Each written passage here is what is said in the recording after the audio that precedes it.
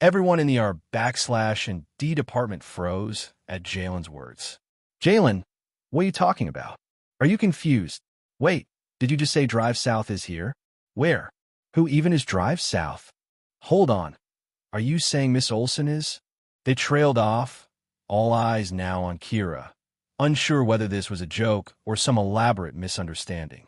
Kira turned toward Jalen with a calm, serious expression. Then she extended a hand.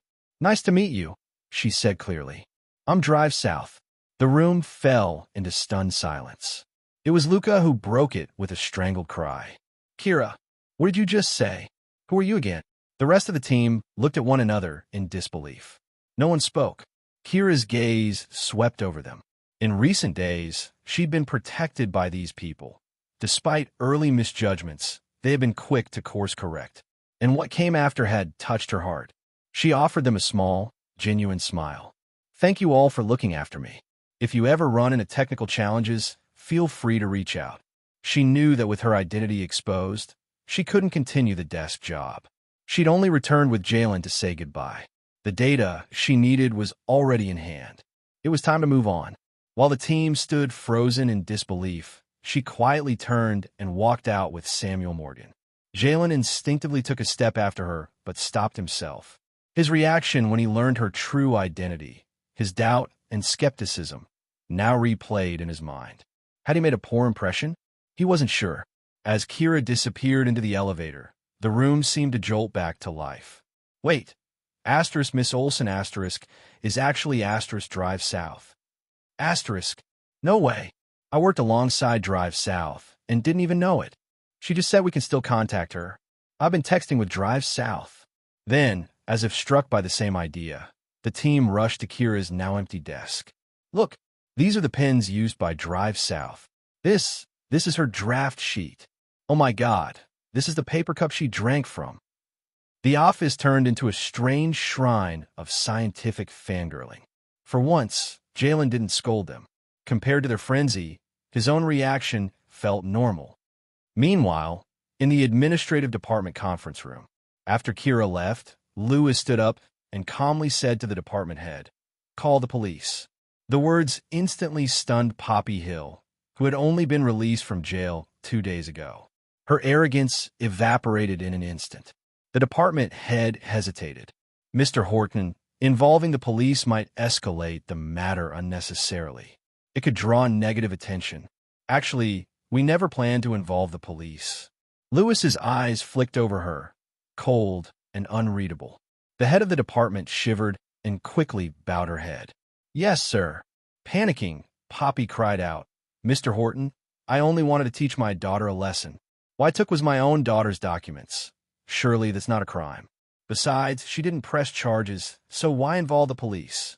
Lewis looked at her as if she were beneath contempt. What you stole was proprietary / D material, he said icily. The core technology of the Horton Group. You're suspected of corporate espionage. Poppy's knees nearly buckled. What? But I didn't know. Lewis's voice remained calm, precise. According to Article 219 of the criminal law concerning the infringement of trade secrets, if the circumstances are serious, the penalty ranges from 3 to 10 years in prison. Poppy's face drained of color. Is it that serious? The department head looked at Lewis strangely. She knew the incident hadn't caused real damage. Why was he pushing so hard? Before she could ask, Lewis spoke again. Of course, if someone instigated or manipulated you into committing the act, the sentence can be reduced. He looked directly at Poppy. So tell me, did someone put you up to this? The room tensed. Everyone's eyes slowly turned to Isla. After all, how could a 50-year-old woman with no recent work experience suddenly know the intricacies of renewable energy patents? The answer was obvious. Isla had manipulated her. The department head perked up. She knew Poppy would crack under pressure and sell out Isla to save herself. But instead, Poppy shouted no. Isla had nothing to do with it. I acted on my own. Isla stood beside her, tears brimming in her eyes. Aunt Hill, even if you hate Kira, you shouldn't drag me into this. She lowered her gaze, dabbing at imaginary tears. Despite her pitiful expression, There was a cold glint in her eyes. She wasn't foolish. This entire setup had been carefully crafted to ensure deniability. She had never explicitly instructed Poppy. She'd merely implied, played the part of the helpless victim of betrayal, shared her fears about Kira and Jake's broken engagement, and left Poppy to choose what to do. So when Poppy took it upon herself to steal Kira's files and upload them from a public terminal to Isla's computer, Isla's hands remained clean. Even if the police investigated, as long as Poppy didn't confess her role, Isla would be safe. And sure enough, the police arrived within minutes. After a brief inquiry, they escorted Poppy out. But Isla didn't exhale in relief. Her concern wasn't Poppy, it was Jake. And the look on his face told her everything. He hadn't said a word, but his expression had darkened significantly. Even though Isla wasn't implicated directly, the room was full of sharp eyes, and not all of them believed her innocence. The head of the administrative department glanced at Jake with clear suspicion. "You were in on this, weren't you?" her gaze seemed to say. Jake had no response, no explanation. Without saying a word, he turned and left the room. Isla rushed after him. "Jake, please, I can explain." The door closed behind them. Lewis remained seated, his eyes narrowing in thought. He watched the door for a moment, then said to Tom quietly, "Doesn't Isla seem more like Poppy's daughter?" Tom stood frozen, phone in hand, a dazed expression clouding his usually alert face. He didn't know much about the intricacies of her /&D, but he understood one thing clearly now. Drive South was a big deal, and she was Kira Olsen. He stared at the company intranet buzzing with new posts. Wait, the beautiful intern is actually Drive South. So it was Mr. Lewis Horton who invited her, not Vice President Jake? Jake Horton's promotion was based on a lie? I thought he brought in Drive South. Lewis didn't just recruit her. He kept her identity a secret. The man is playing chess while everyone else is playing checkers. Group 1 just confirmed Drive South left the company. Jake ruined it. If he hadn't slandered the intern, she'd still be helping anonymously. Tom was so overwhelmed, he felt like kneeling in awe. Asterisk, what kind of boss was he working for? Asterisk. Just then, Lewis's voice interrupted his thoughts. Tom. Tom snapped to attention, hurriedly lowering his phone. Yes, boss. You said something earlier about no mother being that cruel. Tom blinked, then repeated, yes. I just meant, what kind of mother throws away her child in middle school and cuts her off completely? A cold shadow passed over Lewis's face. His voice dropped to a glacial chill. Some mothers do exactly that. Tom went stiff. Oh no, he suddenly remembered. Asterisk, Lewis's own mother had done just that. Asterisk. In a panic, Tom scrambled to change the subject. Boss, you have a meeting with Mr. Allen about the joint project. I know, Lewis said quietly, turning to leave. Tom trailed after him toward the elevator. Outside the elevator, Isla was desperately clinging to Jake's arm. Jake, I swear, I didn't know anything. Kira must have deliberately hidden her identity from me. Jake shook her off. Isla, she's not the kind of person who plays games. I've known her for 4 years. Be honest, Drive South never agreed to join Horton Group as a consultant, did she? Isla froze, exposed. Jake's voice turned cold. Proposing to you was a mistake. Jake, she gasped. I'm canceling our engagement tomorrow, he said flatly. Isla's nails dug into her palms. At that moment, the elevator dinged. Frankie Allen stepped out with his assistant. Jake's expression stiffened instantly. Mr. Allen. Frankie looked up with polite detachment. Yes. Jake stepped forward with a courteous smile. I'm Jake Horton. My uncle said the Horton and Allen families would be collaborating. Frankie gave a small, non-committal nod. So, you young Mr. Horton. I'm here to meet with Mr. Lewis Horton. Jake stepped aside, awkward. Of course, please go ahead. Before Frankie could move, Isla's voice chimed in, overly surprised. Mr. Allen? It's you. Frankie paused, clearly unsure who she was. She gave a sweet smile. Ocean Ion First Hospital. You were visiting your sister when I made the call to the nurse station. Recognition dawned. You're the Good Samaritan, Frankie said politely. Thank you again. Isla beamed. and subtly slipped her hand back into Jake's arm. "Mr. Allen, this is my fiancée." Frankie's gaze flickered. "So, this is young Mr. Horton," he said, then added, "We have business to discuss. Would you like to join us?" Despite his desire to avoid involvement with the Horton family's internal affairs, he couldn't ignore a life debt. If Isla was the one who saved his sister, he'd offer respect, at least once. Jake was stunned by the sudden opportunity. Without Drive South on his side, his position in our /and D had become awkward. But now, with Frankie Allen personally inviting him into a high-level discussion, his career was salvaged. He gave Isla's hand a light squeeze. "I'll take you to pick out our engagement ring tomorrow." Isla nodded eagerly. "I'll be waiting." Later that afternoon, Frankie scrolled through his contacts, then paused at one name. Savior. He tapped and sent a message. "Miss Olson, when are you free? We'd love to invite you and your fiancé to dinner." Downstairs at Oceanion University, Kira was engaged in a serious discussion with the Vice-Chancellor and the Dean of the Institute of New Energy Science. Just as she received Frankie's message, her eyes briefly flicked to the screen.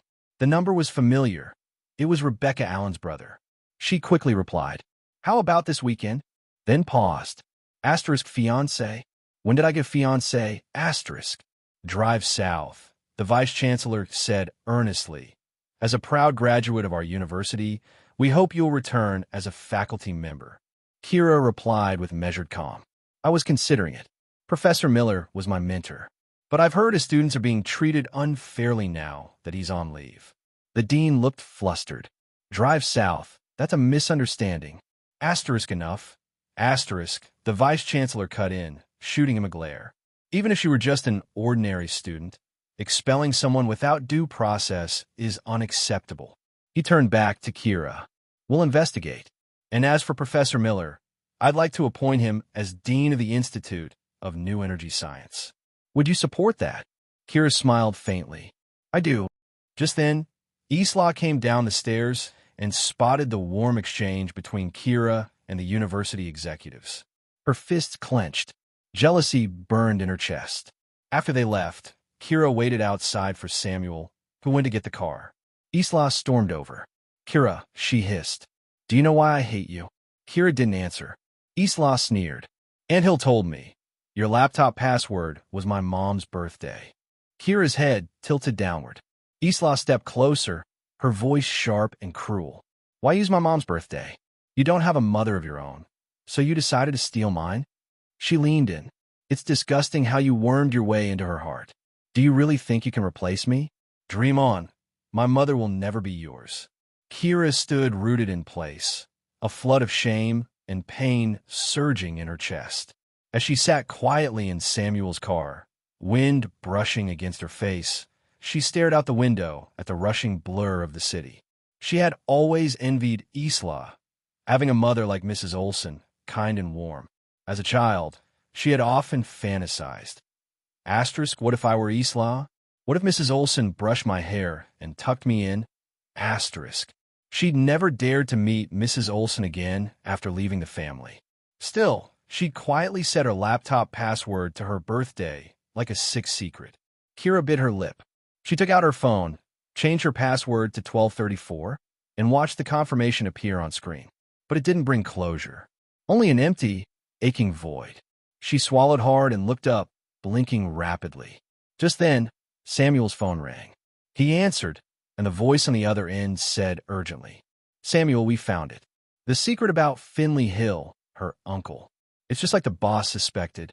Hey, welcome to Firescale Audiobooks. If you enjoy our audiobooks, please consider subscribing to the channel. Also, feel free to share your review in the comments section below. At those words, Samuel cast a careful glance at Kira. From the moment his boss got in the car, she wore an unapproachable demeanor, which kept him on edge, despite being just her driver. He cleared his throat. "My boss is next to me. Go ahead." The tone on the other end of the line became more respectful. "Boss, we found out that Finley Hill has been gambling all these years, losing over $15,000 each month. A few days ago, he was set up and lost $30,000. The people at the casino were about to break his legs when he shouted something, and they let him go. Guess what he shouted?" "What?" He said his niece was Miss Olson. Kira was slightly taken aback, but she didn't take it much to heart. In the past, whenever Finley sought money from her, he would say things like, "You Miss Olson as well. Why don't you ask your dad for money?" "Boss, did he come to you for the money afterward?" Kira responded nonchalantly. "Islam must have given it to him." "She has. I checked his bank transactions. It was deposited 2 days ago. Plus, I found out that since 10 years ago, Isla has been transferring him 20,000 monthly. Over the years, Isla has given him almost 3 million. What kind of leverage does he have on her to extort so much money?" Kira coldly replied, "Isn't that what I asked you to investigate?" "Boss, don't get angry. Let me finish," the other person replied with a playful tone. "I've checked everyone surrounding Finley Hill. It turns out he has a pretty tight lip. He hasn't told anyone. But now I have an opportunity to pry open his mouth. All I need is a little cooperation from you, boss. How can I help?" "Yesterday, Finley Hill was cheated in the casino and lost over $500,000. He's desperate. After all, that's not a small amount. It'll probably take Isla some time to gather the amount.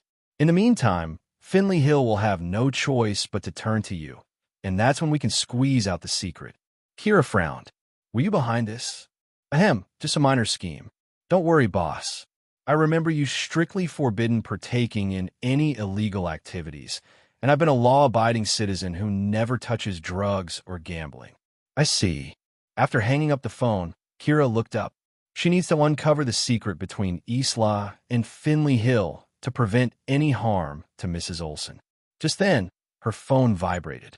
It was a message from Mrs. Olson to Drive South. "Drive South, are you busy right now? I've been thinking, I have a favor to ask of you." Kira replied, "I'm free at the moment." "What's the matter?"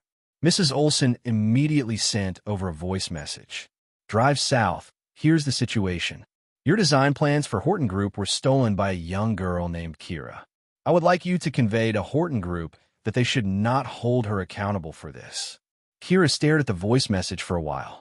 She never expected Mrs. Olson to contact her about this matter.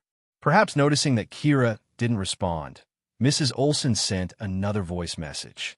"I know this puts you in a difficult position, but Kira is like a daughter to me. I've watched her grow up since she was little. She's not that kind of person. There must be some misunderstanding. Do you have some free time? Why don't we meet and talk about it?" "A daughter." Kira's eyes welled up with tears again. She pressed her lips together and replied, "I'm on my way to your house." Having sent the message, she told Samuel, "Drive me to the Olsons." Olson residence. After sending the message, Mrs. Olson took a deep breath, feeling nervous. Drive South said he would come here now. Aunt South couldn't help but interject. "Mrs. Olson, you're not fond of socializing, and you have seldom met with outsiders over the years.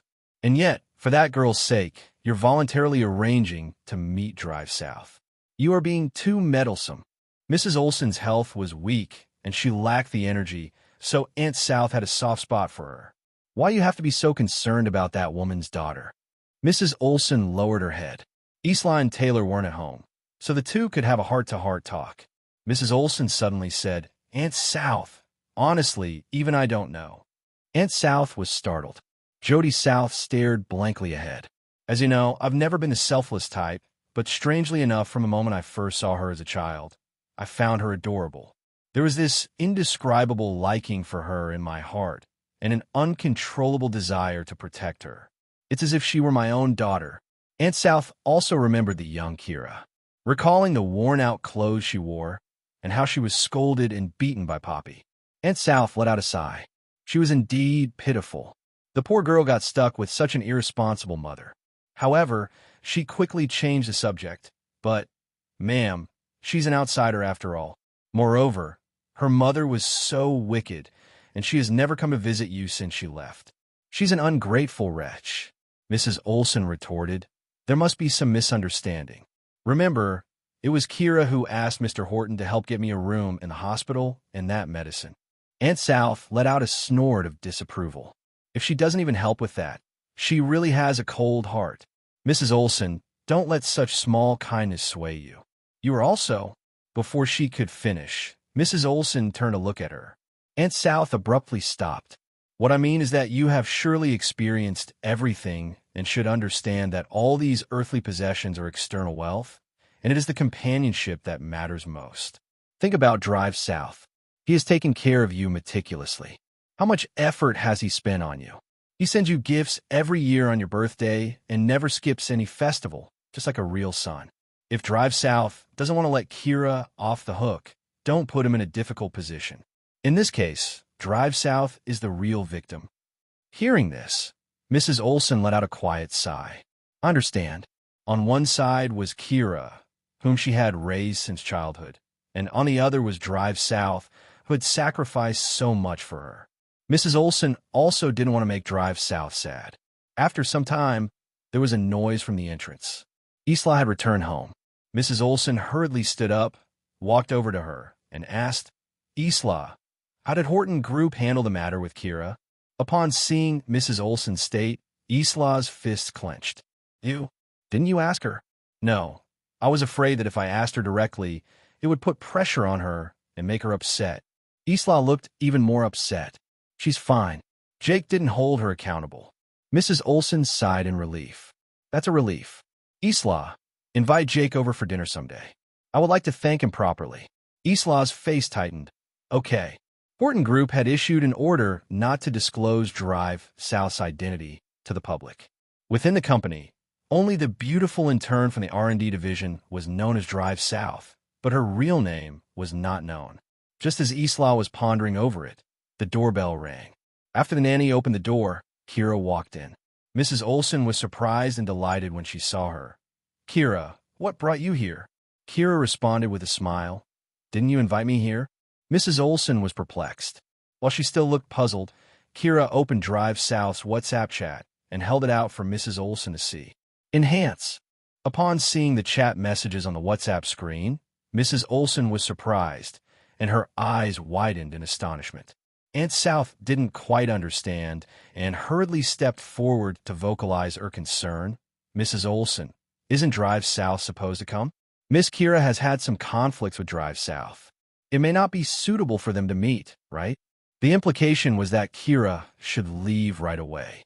Aunt South had devoted all her attention to Mrs. Olson over the years. She saw that Mrs. Olson missed her, but Kira never came home, which made Aunt South feel that Kira came across as cold-hearted and didn't deserve Mrs. Olson's affection for her. As such, her tone was quite rude. But as soon as these words left her mouth, Mrs. Olson grabbed her wrist. Aunt South, Kira is Drive South. Aunt South was taken aback. What? She looked at Kira in surprise. Her initial objections and dislikes pulverized in an instant. Isla glared angrily at Kira, believing the latter had come to show off. Fearing that her mother would delve into the matter too deeply, she turned to run upstairs. Mrs. Olson noticed her actions, frowned slightly, then lightly tapped Kira's shoulder and complained. My child, have done so much for this family behind my back. Why are you hiding this from me? Kira had a smile on her face, but her nose was tingling. I'm sorry. Why are you apologizing? You've always been smart, but I didn't expect you to achieve this much in your professional field, said Mrs. Olson as she took Kira's hand and led her toward the sofa. Kira, tell me, what exactly happened with the theft of the plan incident? Was it Isla who framed you? Kira helped her sit on the sofa and played down the situation. It's just a misunderstanding. Mrs. Olson's health wasn't good, so she hadn't been managing the company and house affairs for years. She was upright and generous, teaching her children to always act with a clear conscience. If she knew that her own daughter had set someone up, she would definitely be heartbroken, which would eventually harm her body. Kira didn't want to disturb her and gently changed the subject. I came here today because I want you to help me with something. Mrs. Olson immediately asked, What is it? Kira contemplated for a moment. I have a friend who received some information. In the near future, the price of a stock is going to rise. She wanted me to invest in it. However, my company is about to go public, and I don't have enough liquid assets. Mrs. Olson understood and cut her off. How much do you need? Having kept a close eye on the Olsons' assets, Kira was well aware of what the company and the family had at their disposal. She carefully cited a figure, $15 million. Assessing Isla's situation, if she borrowed most of the Olsen family's money. Isla wouldn't be able to gather the $5 million for Finley Hill. Mrs. Olsen thought for a moment and said, "One have a total of $17,030,000 in the house and at the company. How about I lend you $17 million? Will that be enough?" Warmth flickered in Kira's heart. Yes. She hoped that the secret between Isla and Finley Hill would not affect Mrs. Olsen. In this way, out of respect for Mrs. Olsen, she might consider helping cover for Isla. But if Isla hurt Mrs. Olsen, Kira would act ruthlessly. After leaving the house, Samuel dropped her off at the hospital. At that moment, a luxury car parked in the parking lot. Louis got out of the Bentley, and his sleek black suit accentuated his slender figure, intensifying his inherently remarkable face's compelling allure. Tom saw Kira and hastily greeted her with a kicked-up level of respect. "Miss Olsen, you are back." Louis instinctively looked up. Kira usually had such a defiant look, but she was deep in thought with a hint of melancholy on her face. Upon hearing Tom's voice, she turned to look at him, stalling her steps as if waiting for them.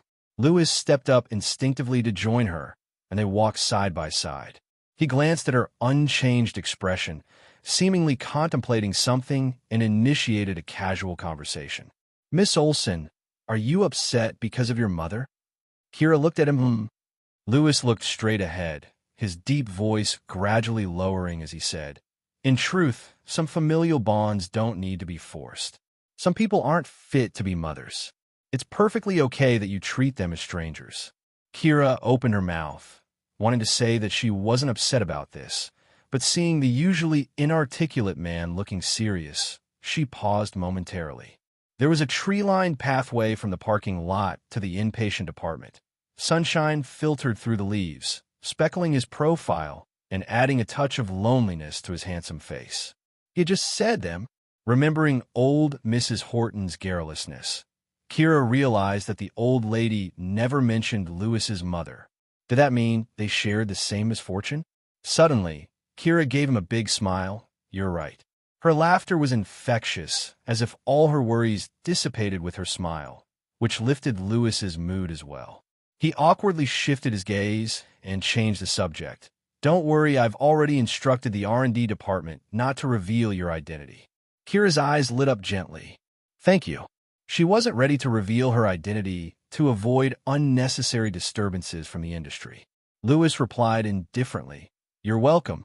Kira suddenly remembered something. "You said earlier today that you had some news about Samuel to tell me. What is it?" Upon hearing this, Louis's expression tensed slightly.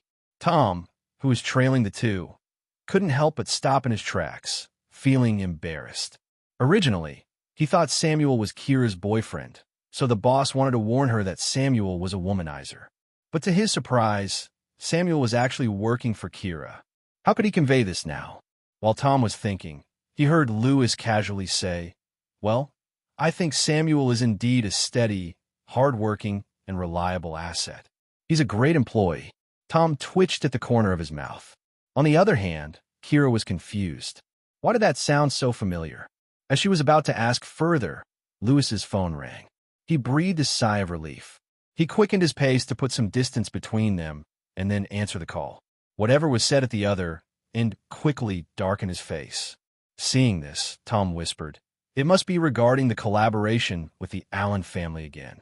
I don't know what got into Frankie Allen. He suddenly pulled Jake Horton into the project and insisted on discussing the details of future cooperation with Jake." Upon saying this, he couldn't help adding, "Originally, you made Jake lose face today, but now he's back on his feet and is even more arrogant than before. I have no idea how he got involved with the Allen family."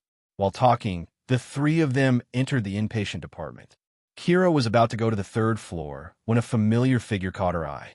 Rebecca Allen and a middle-aged couple were sitting in the lobby, seemingly waiting for someone. When they saw her, they stood upright, eyes gleaming with recognition, and Rebecca called out, "My lifesaver." Louis walked faster and had already gone up the stairs. Kira walked over to Rebecca. She was wearing a patient's uniform and sitting in a wheelchair. An older woman by her side quickly helped her sit down when she tried to stand up in excitement. "You should sit down." Rebecca, After sitting, introduced the two people beside her to Kira. Miss, these are my parents. As soon as she finished, Rebecca's mother, Mrs. Allen, grabbed Kira's hand, eyes red with gratitude. Good girl. Thank you for saving our Rebecca. I asked the nurses about the situation afterward. Without you, Rebecca wouldn't have made it. Kira was unsure how to react to such a show of sentiment. She simply said, "Don't worry about it." Seeing Kira's discomfort, Mr. Allen stepped in. Miss Olson, the Allen family is indebted to you. In the future, should you need anything, please do not hesitate to ask. Kira said, Mr. Allen, you're too kind. It was nothing more than a fortuitous act. She turned to Rebecca. Have you had your surgery? Yes. I'll need to go through physical rehabilitation from now on. Miss, I'll be staying in the rehab building. Would you come and visit me when you're free? Sure. Rebecca wasn't well enough to stay outside for long, so the two of them exchanged WhatsApp contacts before parting ways. As Mrs. Allen pushed Rebecca back to her ward, she commented, Miss Olson has such clear eyes. She seems to be a good person. Honey, are you listening? What are you thinking about? Mr. Allen came back to his senses. Miss Olson looks familiar. Familiar how? Frankie's voice came from the ward, interrupting them. They didn't realize that Frankie and a stranger were sitting on the couch in the room. The stranger immediately stood up and greeted them when he saw them. Hello, Mr. Allen, Mrs. Allen, Miss Allen. Mr. Allen wasn't pleased. He felt that his son had disturbed Rebecca. Rebecca also didn't want to see outsiders. Just as everyone was feeling a bit resistant, Frankie spoke up. This is Miss Olson's fiancé, Mr. Jake Horton. He's come to visit Rebecca. The three of them immediately changed their expressions after hearing this. Rebecca curiously looked at Jake. Mr. and Mrs. Allen exchanged a few words with him. After Jake left, Mr. and Mrs. Allen shared a glance and said in a low voice, Miss Olson seems so elegant and refined. It's a shame her fiancé is so, well, we can't judge others' choices. Elegant and refined. Frankie thought of Isla, brow furrowing. Mom, Dad, you guys can really misjudge someone. What Miss Olson wants is far more than you think. Mr. Allen was taken aback. She hasn't made any requests. Frankie scoffed. She introduced her fiancé to me, clearly asking me to support him.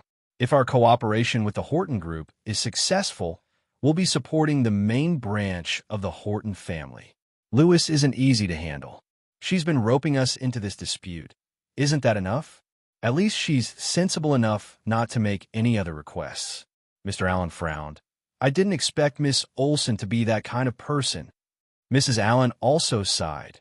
She saved Rebecca. We should try to return this favor as much as we can. It's a pity, though. I thought Rebecca could have gained a close friend. Upon hearing this, Frankie looked displeased at Rebecca. In the future, try to avoid Miss Olson and her fiancé. They're not good people. We're lucky we could return their favor with money this time. Rebecca's expression changed. Miss Olson isn't that kind of person. Frankie sighed. Rebecca, haven't you learned your lesson? You can't judge a book by its cover. Rebecca was adamantly silent. Miss Olson was the person who gave her hope in the last moment of her life. She didn't believe that Miss Olson was that kind of person. Although old Mrs. Horton had mentioned before that she didn't want other members of the Horton family to visit her, Jake still headed toward her ward after arriving at the hospital. He arrived at the door, and through the glass window, he saw Lewis and Kira sitting on the couch, both working on their laptops. They weren't talking, but the harmonious scene still stung his eyes. He walked in, greeted old Mrs. Horton, and then left. As he was passing by Lewis, he suddenly halted. In the past, the person he was most afraid of was his young uncle. However, Kira ignored Jake the whole time today, not even giving him a glance, which made Jake feel as if she was high above and untouchable. An unidentifiable rage welled up in his chest, giving him a bit more courage. He said, Uncle, Mr. Allen values me greatly. He said to let me take charge of this project, but it seems my title as vice president of the R&D department isn't enough. Maybe the position of director of the project department should be given to me? The moment he voiced this, the atmosphere in the entire ward suddenly turned strange. Kira didn't respond. but only looked at Lewis. By demanding power and status directly, was Jake using the backing of the Allen family to brazenly challenge Lewis? It was difficult to say if Lewis would compromise. Lewis looked up, his dark eyes sweeping past Jake. Then, he nonchalantly said, "You think the position of the director of the project department is enough?" Those words, Jake's heart leaped with joy. It seemed that the Allen family did put pressure on his uncle. But just as he was digesting this, Lewis' low voice resonated again. "What about my position, then?" Jake's breath hitched, and he felt an invisible pressure hit him head-on. Of course, he wanted the position of the person in charge of the family. But his uncle seemed to put it so lightly, yet his voice carried an undercurrent of rage, especially the icy depths of his black eyes. Jake felt a shiver down his spine. He felt out of his depth, and his heart was pounding. He swallowed and finally bowed his head. "I wouldn't dare." Even though he didn't look up, he could still feel the gaze that seemed to have turned tangible. Jake felt a chill creep down his spine. After a long pause, he heard Lewis' indifferent voice. "In the future, if there's nothing important, don't come to Grandma's place." Jake let out a huge sigh of relief and left. Once he'd left the ward, he was filled with regret and shame, feeling that he had lost face in front of Kira inside the ward. After seeing Jake leave in a huff, Tom snorted. "The project hasn't even started yet, and he wants a promotion. I've never seen someone so arrogant. However, boss, wouldn't your blatant rejection upset things with the Allen family?" Lewis was silent. Tom quietly sighed. Seeing this, Kira cautiously asked, "Is there something I can help with?" Tom immediately replied, "The cooperation project with the Allens isn't about new energy, so you can't help. Besides, you don't even know anyone in the Allen family." Kira didn't say anything more. The room remained silent throughout the night. The next morning, Tom brought news. Turns out that Boss Alien's sister is hospitalized in this very hospital. "Boss, you should visit her, not only because it's the right thing to do, but also to improve our relationship with the Allen family." Lewis frowned. "It's inappropriate." Tom thought for a moment. "Indeed, it's inappropriate, as she's a lady." He suddenly looked toward Kira. "Miss Olson, you're Mr. Horton's wife in name. Perhaps you can accompany Mr. Horton for a visit." Hearing this, Lewis paused while he was tying his tie, but didn't object. Seeing this, Kira nodded. "Okay." Upon hearing their conversation, old Mrs. Horton asked curiously, "Which Allen family?" Tom instinctively glanced at Lewis, not daring to respond. Lewis, however, explained, "The Allen family," from glance.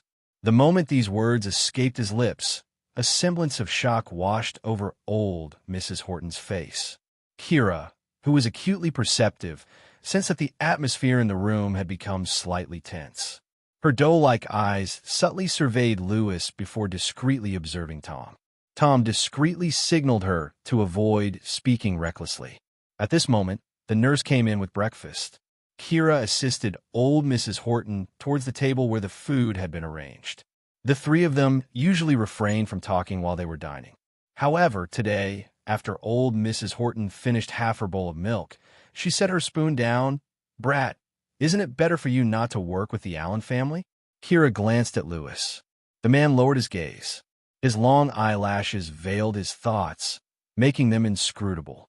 Seeing this, Tom immediately suggested, "Miss Olson, if it's all right, shall we go and ask the doctor about old Mrs. Horton's health status?" Kira deduced from these words that Tom was trying to clear the room. The rest of the conversation, she surmised, wasn't meant for them to hear. She picked up the half-eaten sandwich and was about to leave the room with Tom, when old Mrs. Horton grabbed her arm. "My dear, you don't need to leave. You're one of us, not an outsider. Sooner or later, you'll know about the mess in this family." Tom instinctively looked toward Lewis. Lewis knitted his brows, looking slightly displeased. He opened his mouth, but eventually said nothing. Tom left the room quietly, closing the door behind him. He stood guard outside to prevent anyone from barging in and to avert any eavesdropping. Seeing this, Kira understood that she was about to learn some of the Horton family secrets. She felt awkward, not knowing whether to stay or to leave. After all, She wasn't Lewis's real wife or lover. Was it appropriate for her to listen to their conversation? Just as she was caught in this dilemma, old Mrs. Horton began addressing her. "My dear, I've never spoken to you about my spoiled brat's mother, have I?" Kira cautiously glanced at Lewis and noticed that he was casually eating his bread without any intention of interrupting their conversation. She went ahead and asked, "Was Mr. Horton's mother related to the Allen family?" Old Mrs. Horton let out a sigh without really noticing their subtle interaction and confessed she has no connection with the Allen family, but with Mrs. Allen. In fact, the brat's mother is Mrs. Alien's sister. She went on about the past. "Years ago, we wanted to establish a marital alliance with the Davis family from Clance. My unsuccessful son had divorced once in his youth. When he was just over 40, he married a girl in her 20s from the Davis family. After she became pregnant, we discovered that his ex-wife had secretly raised a son, Lewis's older brother." Kira was mentally sorting these relationships. That Miss Davis would have been Lewis's mother. Her father-in-law, Nathan Horton, had a son with his ex-wife. That child was Lewis's older brother, Oliver Horton, who was also Jake Horton's father. Oliver and Lewis were half-brothers. No wonder they were at odds. Old Mrs. Horton continued. Marrying a man nearly twice her age was hardly an attractive prospect for the young Miss Davis. It was solely a business alliance. She was fairly reluctant, and upon discovering the deceit, she was furious. She was a hot-tempered woman and chose a C-section while she was 7 months pregnant. After giving birth to the brat, she sought a drastic divorce and went back to the Davises. Rightfully so, the Davis family grew to resent the Horton family, and all communications between the two families were severed. Old Mrs. Horton looked somewhat distressed after recounting this. Kira pursed her lips, looking toward Lewis. Whether Lewis's father, Nathan Horton, knew about the existence of his son, and whether he had truly deceived Lewis's mother had now become a topic of irrelevance. Regardless, there was no arguing that Miss Davis had every right to demand a divorce. But how could she be so heartless as to abandon her child, born prematurely at 7 months, with a Horton family? Couldn't she have waited till after the divorce to have the child, or waited just 2 more months until he was fully ready for birthing? He was already a 7-month fetus. He was a life. She recollected something old Mrs. Horton had once mentioned, that Lewis, as a newborn, was only around 1.5 pounds. He had been placed in a neonatal intensive care unit for 3 months, with tubes fitted across his body. His condition had been so severe that several times he had nearly failed to survive, which was why the old lady ended up nicknaming him Puppy. So that was how it happened. She was reminded of what Lewis had said to comfort her. Some people don't deserve to be mothers. You can simply treat them as strangers. Kira drew a deep breath. She felt her chest tighten. The truth was, Lewis was just like her. He was also abandoned by his biological mother. She looked at Lewis, who was drinking milk with his head lowered. His handsome features looked as tough as iron, making him seem distant. That aloof demeanor seemed to carry a sense of brokenness. Kira felt a tug at her heartstrings. She felt a sudden urge to hold him. Old Mrs. Horton sighed, knitting her brows. "I heard that Mrs. Allen and the brat's biological mother were extremely close sisters. This led to the Allen family's disapproval of the Horton family all these years. Everyone had perspectives of their own, and none was right or wrong. If this is going to strain your relationship, is it necessary to force this partnership?" Lewis put down his glass of milk, gracefully wiped his mouth with a napkin, and finally looked up. "We are all adults, and business always boils down to interests. We don't bring up past grudges." He got up. "Grandma, don't worry. I won't let myself be wronged." Kira followed behind Lewis as they walked from the hospital ward toward the rehabilitation department. However, they were stopped at the entrance of the rehab department. Frankie's secretary apologized with a grim expression. "Mr. Horton, Miss Allen isn't in good condition. It's not convenient for her to entertain visitors." Upon hearing this, Tom lashed out furiously. "It's an honor for the Allen family that our Mr. Horton has deigned to visit. They dare to drive us away."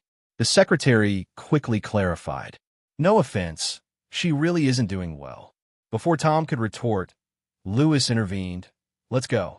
The trio began heading back the way they came. En route, Tom was infuriated. That's an outrage. Do they really think we're afraid of them? We're simply trying to avoid causing trouble. The day before, Jake paid a visit to the patient, but they were stopped today. Should this leak, wouldn't it make their boss look weak? Lewis, however, calmly remarked, Frankie Allen isn't one to be arrogant. His sister must be truly unwell. Only then did Tom stop complaining. Lewis was due at the company. Therefore, he parted ways with Tom at the parking area. Kira let out a sigh, preparing to return to old Mrs. Horton's ward. Just then, her phone beeped. It was a message from Rebecca's brother. Miss Olson, could you please come by the hospital? Rebecca is not doing well, and she insists on seeing you. Kira looked puzzled. Rebecca's brother. His name was Frankie Allen, wasn't it? Kira gazed at the text message, offering a dry smile. She had always had a good memory. That day when she called Rebecca's brother, he introduced himself as Frankie Allen. She hadn't paid much attention then. Now, putting all the coincidences together, she could confirm that Mr. Allen, who worked with Horton Group, had a sister named Rebecca Allen. What a coincidence. She replied to the message. All right, on my way now. The atmosphere in Rebecca's hospital room was tense at this moment. Frankie Allen held his mobile phone and saw the reply from the other party. Only then did he turn his head toward his sister, who was still lying on the hospital bed without moving a muscle. Her little face was pale, and she was curled up on the bed. Mr. Allen and Mrs. Allen were anxiously pacing around the room. Rebecca, how will you get better if you refuse to cooperate in therapy? Please accept the treatment, will you? Rebecca, however, was stubborn. Unless you allow me to see Miss Olson, I won't undergo any treatment. Frankie frowned. He knew that his sister had been overly protected since childhood, which resulted in her becoming headstrong. Otherwise, she wouldn't have eloped with her boyfriend back then. A pure-hearted person like his sister would be safe her whole life if she was surrounded by good friends. But if surrounded by bad people, like her ex-husband, the consequences would be unimaginable. Therefore, Frankie would forcefully interfere with her friendships and wouldn't let her meet Miss Olson again. Mr. Allen, being a doting father, looked directly at Frankie. Did you call Miss Olson? Frankie had just been forced to reply to his sister's message. Fuming, he responded to his father, Yes, I called her. Mr. Allen then hurriedly inquired, Will she come? Rebecca also looked at him with anticipation. Frankie took a deep breath. With an opportunity to grant favors like this, how could she possibly not come? She says she'll arrive soon. Rebecca's eyes twinkled upon hearing his words. Mr. Allen also heaved a sigh of relief. Seeing that his son wasn't pleased, he took the initiative to scold Rebecca. Rebecca, you really are stubborn this time. Your brother is never wrong in judging people. After all, we all want what's best for you. Mrs. Allen also chimed in. Rebecca, you indeed went too far. Our family's relationship with the Horton family is complicated. If it weren't for the fact that we were exclusively working with the Horton family on this project, I would have never wanted to associate ourselves with them again. The Horton family has humiliated your aunt in the past. Our relationship with them has always been complicated, especially with the main branch, which is at odds with Lewis Horton. She took a deep breath. Even if the relationship is terrible, Lewis is still your aunt's biological son. Now we are helping the main branch of the Hortons to repay this favor. It simply doesn't make sense. Don't blame your brother for being callous. Miss Olson is invited to accompany you. All these are favors that he has to repay. But Rebecca looked at them. Miss Olson isn't that kind of person. As my brother said, she simply introduced her fiancé to my brother. Maybe that was all to it. Her parents and brother couldn't understand the feeling she had. She was saved on the brink of death, and Miss Olson was like a savior. She had suffered the betrayal of her husband and was going through the stages of confusion, shock, and fear. Although her parents were there to accompany her, they were elders, and there would naturally be a gap in their thinking. Moreover, Rebecca had her own pride. She didn't want her parents to see her weakness because it reminded her of how errant her decision was back then. She also had the desire to confide, to find someone she thought she could rely on to pour out the pain in her heart. The person she trusted the most at the moment was Miss Olson. Listening to her naive words, Frankie scowled. In business, people don't express their intentions directly.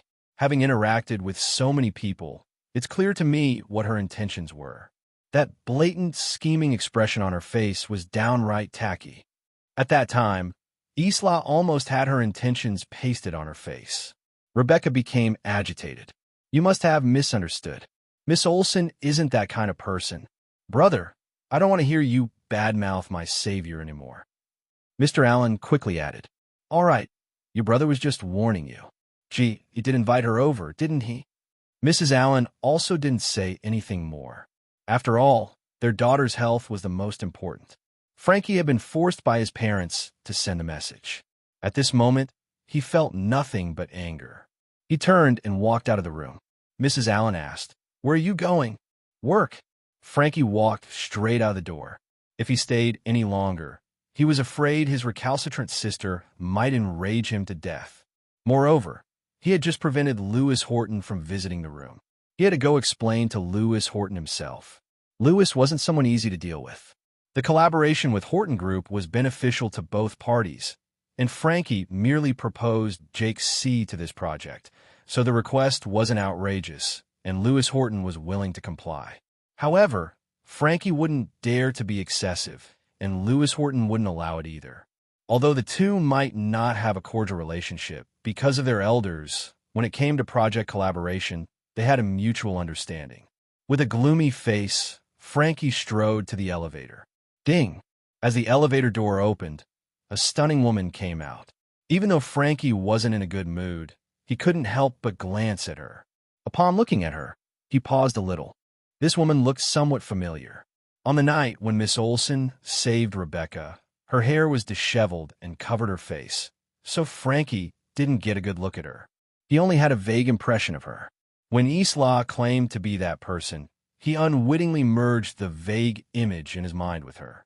Therefore, upon seeing Kira, apart from feeling familiar, he had no other thoughts. He brushed past Kira, stepped into the elevator, and headed for the ground floor. Kira did glance at him, but didn't say anything.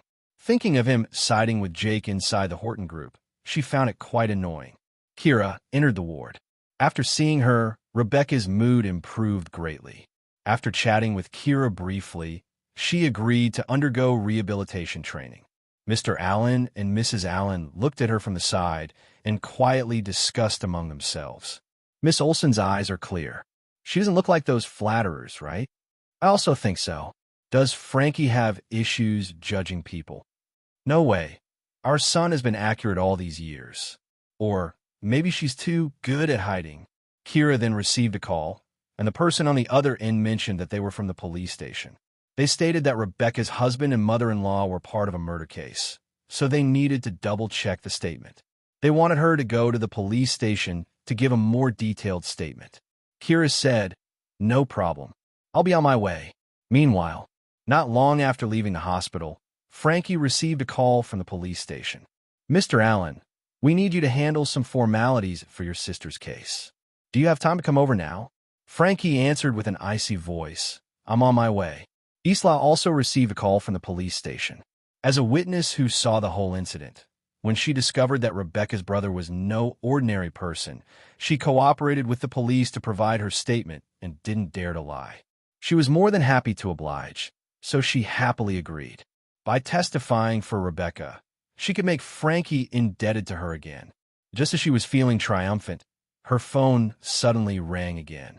She glanced at the caller ID. Her face darkened. It was Finley Hill. While she wanted to hang up, she didn't dare to. Finally, she reluctantly picked up. What? Dear niece, you have to help me. If I can't pay back the money this time, I'll be beaten to death. Finley Hill's voice made Isla frown and irritated. She clenched her fist. How much? 5 million. How much? Isla's voice suddenly rose, feeling like she must have heard him wrong. Although the Olson family was wealthy and gave her an allowance of $150,000 every month since middle school, Olson's current cash deposit was only a few million.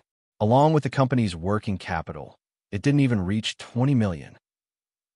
7. She thought that the 2 million from last time would keep Finley Hill occupied for a while, but it had only been a few days, and Finley Hill needed 5 million more. However, Finley Hill wasn't at all intimidated. Can you afford it or not? If you can't, they'll kill me. Then I'll have to talk to Kira. Isla's pupils contracted. You have 2 days. If the money isn't in my account by then, don't blame me for revealing your and Kira's origins. After all, one's life is the most important, right? After leaving these words, Finley Hill hung up. The infuriated Isla threw her cell phone to the ground. She took a deep breath. To come up with such a large sum of 5 million, she could only ask her family for help. Why? Thinking of this, Isla began to hesitate and falter. Although Kira didn't expose her for stealing Drive South's emails, Mrs. Olson seemed to have guessed something. Starting from yesterday, she wasn't in a good mood toward Isla. Isla frowned and went to Mrs. Olson's room. As she got close, she heard Mrs. Olson asking, "Where's Poppy Hill?" She seemed to have disappeared for a few days. Taylor answered, "Who cares what she's doing? Maybe she went back to her brother's place. She'd better not come back at all. I get annoyed every time I see her." Outside, Isla's eyes flickered. She collected her emotions, walked in with red eyes, and choked out, "Mom, Dad." Mrs. Olson got up to comfort her, but hesitated and sat back down on the sofa. Taylor frowned and asked, "Isla, did you upset your mother?" Isla began to cry. "Mom, I was wrong. I shouldn't have framed Kira. I was just jealous of the attention you gave her." Her tears seemed genuine. "Mom, Kira is so capable now. She's Drive South and can arrange hospital rooms for you. But I'm not as good as her. I'm a bit scared that your love for her will surpass your love for me. When I was studying with her, classmates teased me, saying that my parents were getting a divorce and you were buying clothes and food for her. They also said that you didn't want me anymore and wanted her as a daughter. That's why I was always more concerned about her." Mrs. Olson's expression softened visibly. She stepped toward Isla and sighed. "How can you be so narrow-minded?" Moreover, Kira kept her distance because she was aware of this. "She hasn't come home in years. She's not trying to take me away from you. And I won't love her more than you either. Stop thinking too much from now on." Isla sobbed. "Really?" Mrs. Olson chuckled. "You're all grown up. How can I lie to you?" Isla chuckled through her tears. "Then tell me you love me the most." Mrs. Olson said in resignation, "Okay, I love you the most." Isla's smile grew more genuine, but then she heard Mrs. Olson mention something else. "You should stop seeing Kira as your imagined enemy." Her smile faltered, and a shadow crossed her eyes. Isla lowered her head. "I won't anymore. I'm sorry for what I did." After placating Mrs. Olson, Isla finally spoke up. "Mom, I'm going to buy a wedding ring with Jake today. I thought I should buy a gift for him as well." Mrs. Olson nodded in approval. "Good. We shouldn't take advantage of him." Isla, who had a job now, had a monthly living expense of $300,000. She lived at home and didn't usually spend too much money. Mrs. Olson assumed that Isla would have accumulated millions in her private coffers and hence didn't perceive any subtext in Isla's words. Isla's expression froze momentarily. She gritted her teeth and decided to be candid.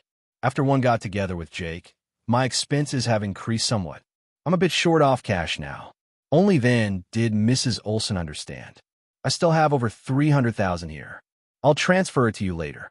Isla choked on her words. "Only over $300,000?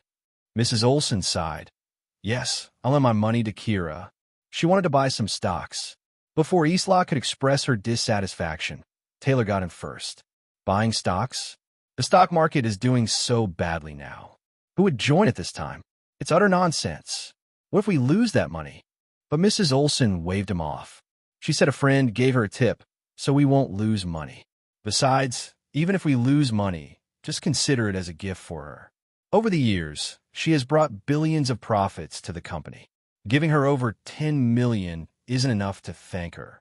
Taylor frowned, clearly not satisfied. But Isla felt a surge of anxiety, realizing that she couldn't get her hands on $5 million in a short time. She walked downstairs in a daze and got in Jake Horton's car. Jake seemed rather lively. "Isla, my father was very happy to hear that you saved Mr. Allen's sister. He transferred some money this morning and asked me to buy some nice jewelry for you as a gift from him." Isla's eyes flickered with guilt. Let's go to the police station first. They need me to make a record for Mr. Alien's sister's case. Jake smiled. Sure, I'll drop you off. When they arrived, they ran into Frankie Allen in the parking lot. Seeing Isla, Frankie understood why she was there. Thinking of her coming here to testify, his resentment toward her lessened. Miss Olson, thank you for making this trip. Isla smiled. No problem. The three of them exchanged greetings and were about to enter the police station when they ran into Kira, who was coming out. Kira was the first to arrive at the police station. She recounted again the events of that day from start to end, confirmed that the statement was accurate, and signed and sealed the statement. She then headed out. The police officer who saw her out was still speaking to her. Miss Olson, you decided on the spot to save someone. We've decided to commend you orally. We are preparing to issue a public announcement. When she heard that an announcement was to be made, Kira hastily said, There's no need for such an announcement. Yes, there is, the officer replied with a smile. We need to promote good deeds and those who perform them so that others can be inspired. That's our public relations department's job. Kira resignedly said, All right. When they reached the entrance, they bumped into Frankie and Isla. They were registering. Once the officer in charge of reception saw the two next to Kira, he called out, Officer Cohen, these two are here about Rebecca Alien's murder case too. You might as well take them in. Frankie and Isla turned around when they heard his words. Isla's pupils contracted slightly when she saw Kira. Frankie had perceived something. His eyebrows knitted together in thought. This woman was also here for his sister's case? Kira scanned them with a quick glance, then looked away. Feeling no inclination to get involved with these people, she proceeded to exit the building. Please wait a moment. I'll take you in as soon as I escort this young lady out, Officer Cohen said. Frankie nodded, a thoughtful expression on his face. He looked toward Isla and asked, Was that young lady also present when what happened to my sister occurred? Jake also looked at Isla. He knew about how Isla and Frankie became acquainted, but if Kira had also saved Rebecca Allen, how was he going to win over Frankie? Isla's eyes cooled a fraction, and she gave a bitter, rueful smile. Mr. Allen, that's my sister. We were indeed together at the time. It was actually her who Rebecca first asked for help, but Kira's always been rather aloof. She didn't mean to turn Rebecca away. Jake, you know about her personality. Jake frowned. She's indeed cold-hearted and aloof. She doesn't enjoy socializing with others. Isla sighed. She stopped me from calling you, saying that those who are lost in love all deserve to die. As she said that, she seemed to realize what she had implied and quickly covered her mouth. Don't be angry, Mr. Allen. I don't think Rebecca took it to heart. Frankie's face had already become as dark as storm clouds. He thought of when Rebecca came to after her surgery after he had rescued her. The first words she had spoken were, Brother, do people as foolish as me deserve to live? At the time, he had thought it was because she was lovesick, but it was actually because of someone else's insults. Jake couldn't help but frown. She's indeed sensible. Despite having so many pursuers in university, she never agreed to date anyone. I suppose such a person might never develop feelings for anyone else in her lifetime. Maybe in her eyes, love is synonymous with foolishness. He clenched his fists. Had she seen him in this way in the past too? He suddenly felt a tightness in his chest. He looked at Isla. You two go ahead with the deposition. I'll wait for you outside. After he left them with these words, he rushed out the door. Frankie's gaze fell on Jake, deep in thought. Meanwhile, Isla casually asked, When do you plan to return to Clarence, Mr. Allen? How is your sister doing? I'm sure that the hospitals there are better than here in Oceanion. Frankie averted his gaze. Yes, we'll be signing the contracts today, and I'm planning to take Rebecca back to Clarence for her recovery the day after tomorrow. We don't wish to impose on you, Miss Olson. Given Kira's determined nature, Frankie would feel safer if Rebecca were further away from her. Isla breathed a sigh of relief. She feared that if Frankie stayed in Oceanion for too long, he would discover the truth. It would be best if he left soon. Outside the police station, Kira was standing by the roadside, waiting for her ride. As she stood there, a shadow fell beside her, and Jake's voice drifted in her ears. Kira, I never would have guessed that you were Drive South, but don't you realize that without strong financial backing, launching a business is no easy task? In the commercial world, connections often matter more than actual capability. Kira's expression was aloof and cold as she glanced at him, but said nothing. Jake felt like he was being suffocated. He remembers when she had this indifferent attitude toward everyone but him in university. He never imagined that one day her coldness would be targeted at him. Exasperated, he burst out, "Kira, you're so cold. You're always so indifferent toward others. You deserve to lose this great opportunity." Kira tilted her head, puzzled. What chance had she missed? At that moment, her ride arrived. She ignored Jake's rambling, got into the car, and drove off. Watching her leave, Jake knew he had completely lost her. But he had no regrets. Even after realizing she was Drive South, he had no regrets. He could never marry an illegitimate daughter. Only after he had spent a lot of time convincing himself did he finally calm down. As Isla and Frankie completed their deposition and left the police station, Jake promptly went over to welcome them. Frankie said, "Apologies for delaying Miss Olson and Mr. Horton's date."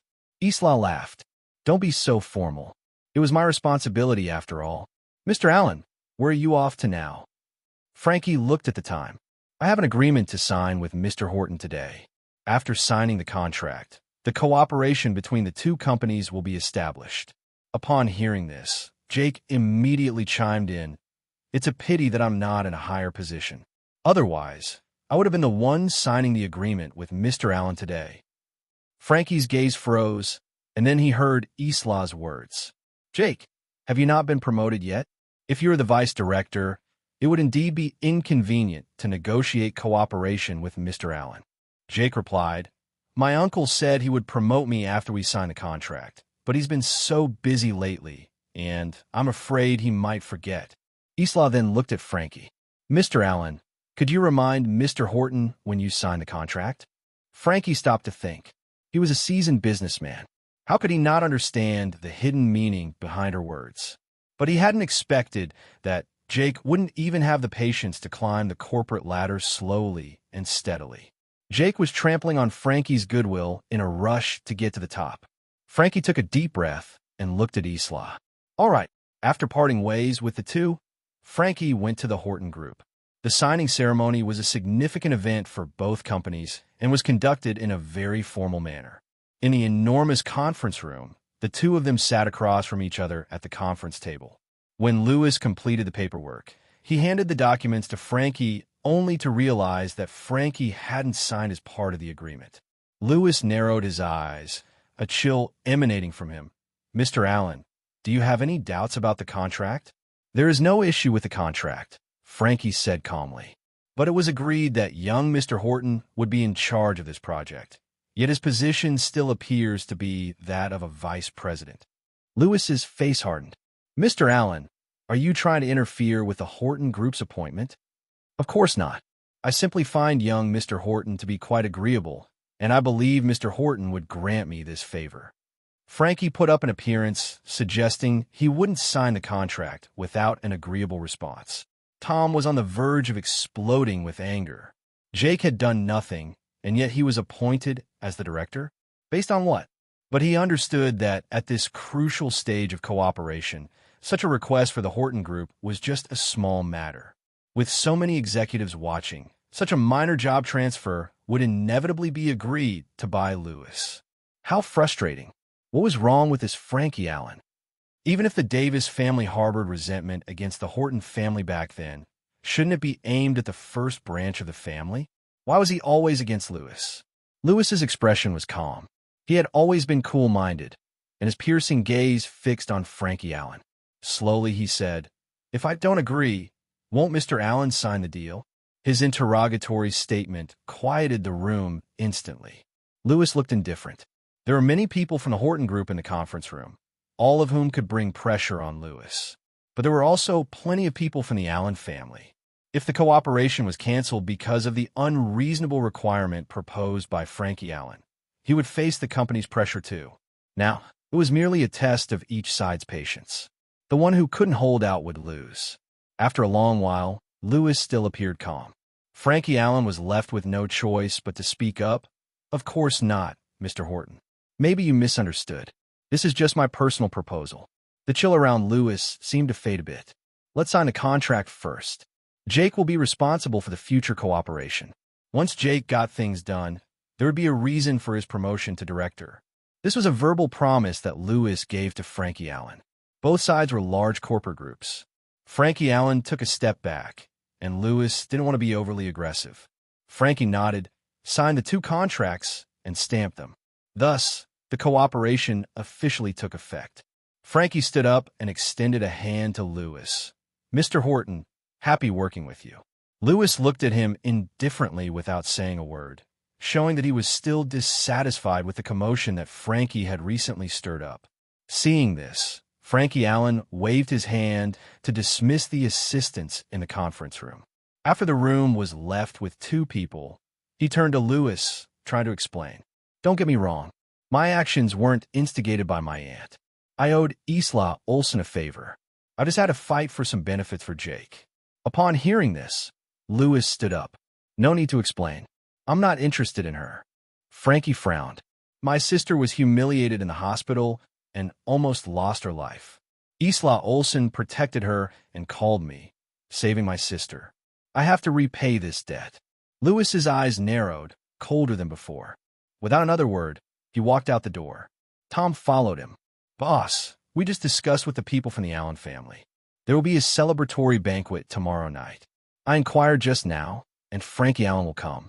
I heard that his parents have also arrived in Oceanion and will attend then. Upon hearing this, Lewis narrowed his eyes. I see. Frankie Allen's mother was that woman's younger sister, his own aunt. Tom continued. There's one problem, your date. Should we find one from the Secretariat? Or should we ask Miss Olsen? Lewis expressed plainly, she probably doesn't like such events, forget it. It meant that he didn't need a date. Tom nodded in acknowledgement, but he was taken aback shortly after.